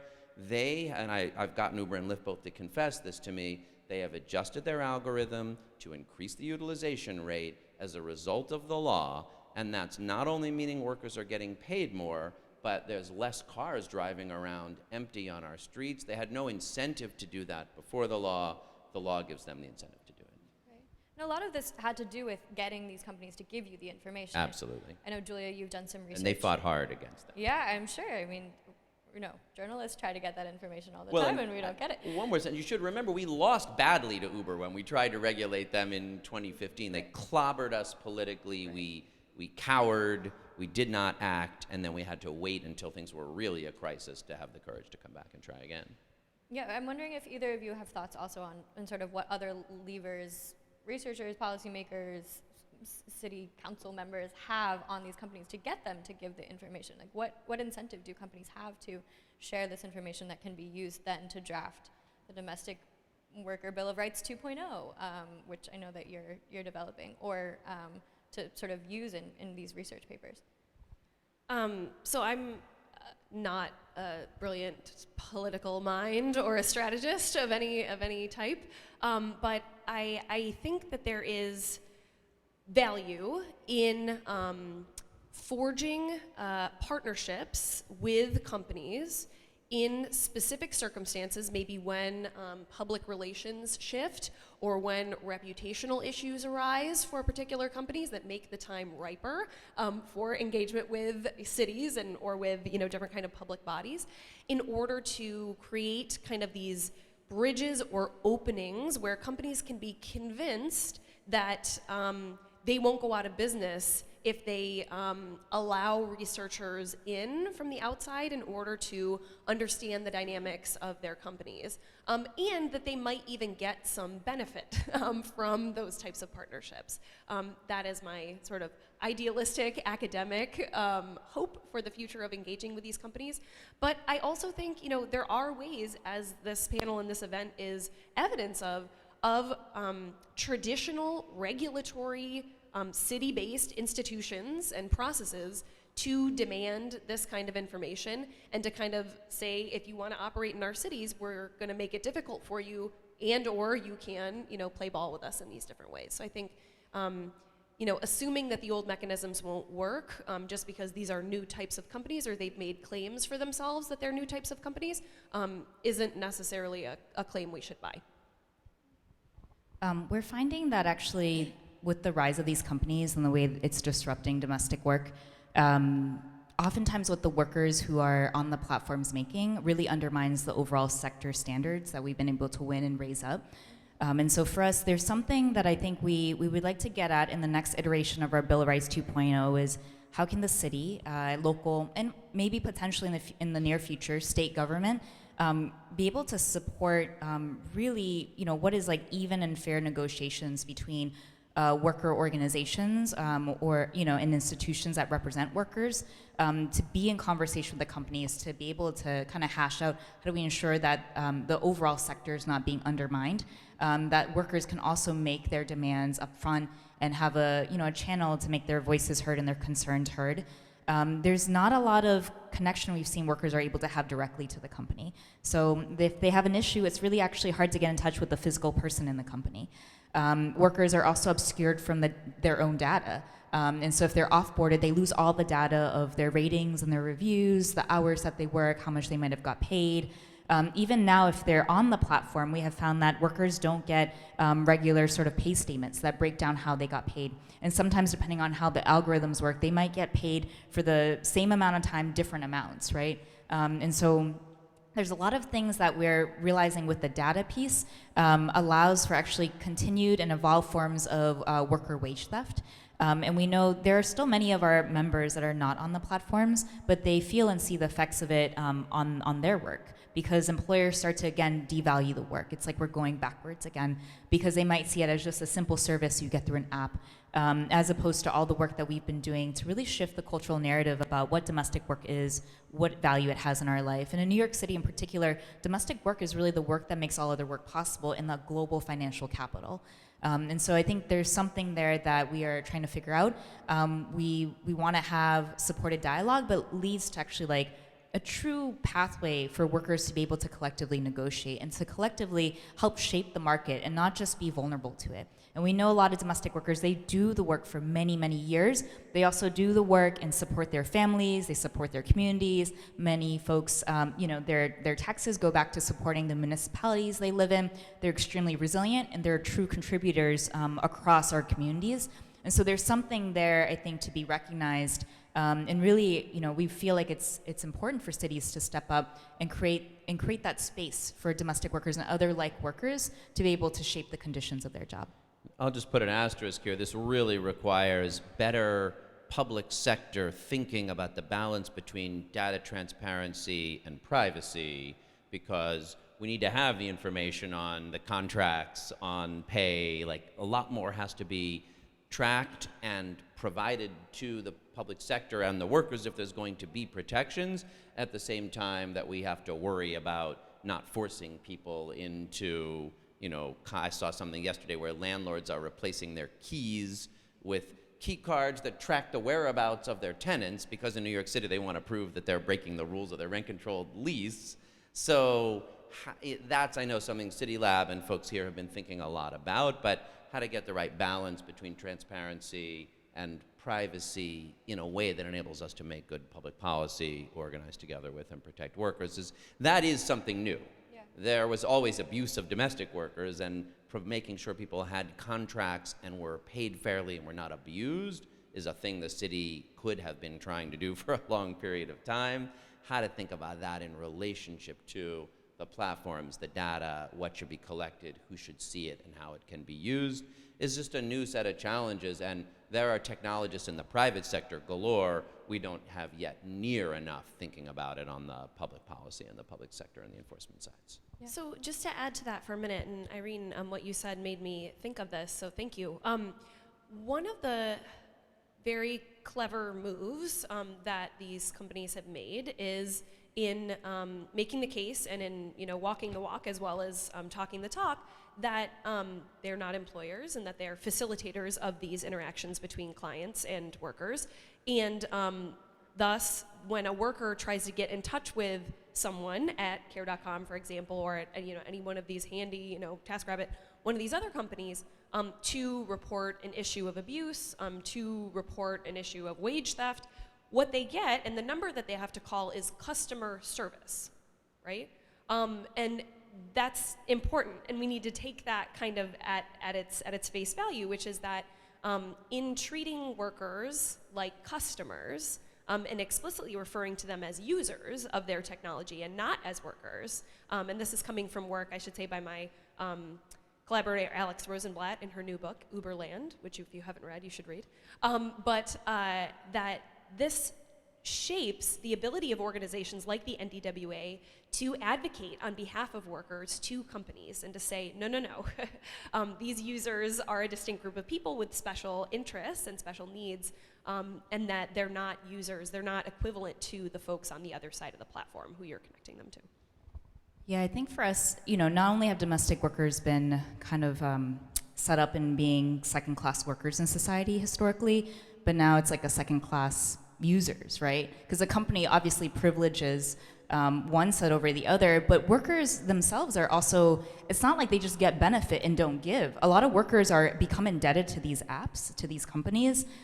They themselves are, like the source of generating income for the companies, and a lot of that doesn't get looked at, right? A lot of that doesn't get recognized. And I think for a lot of our members, this is not just a public policy issue. It's also, for us in the work that we do in New York, we've been trying to make more connections to workforce development, economic development, understanding how people are vulnerable to things that are shifting locally as a result of local planning. I actually live off the 7 train line, and so the Amazon fight was right in my backyard.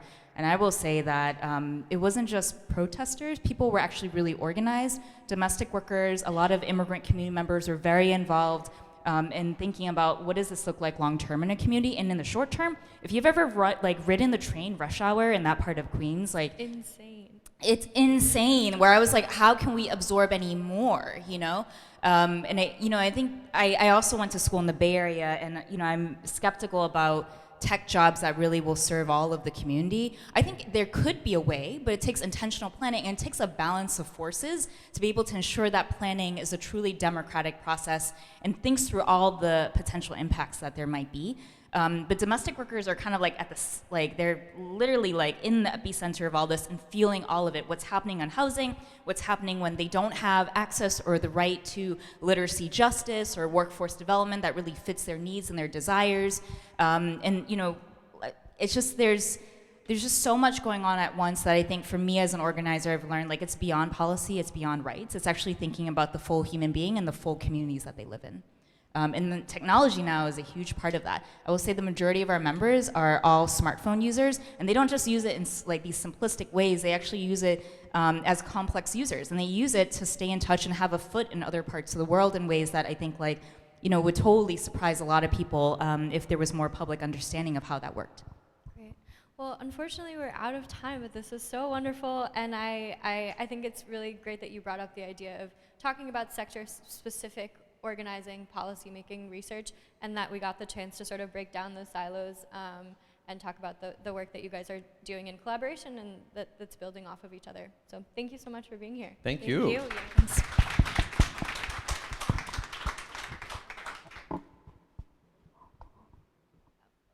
Give the stage to Nicole again. Thanks all. Yes, you can exit. Okay. Does this work? Hello? Hello?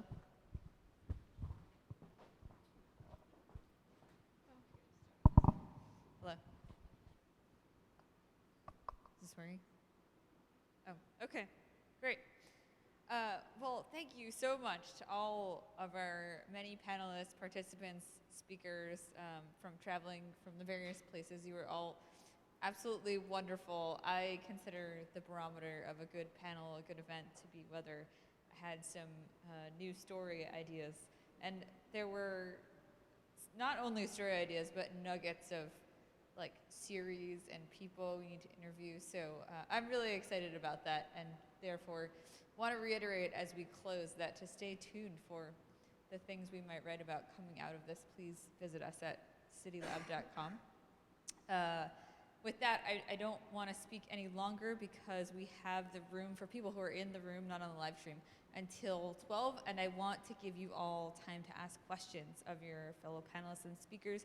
Please do, you can mull around. There's some refreshments on the side, and we're really thrilled to have you. Thank you.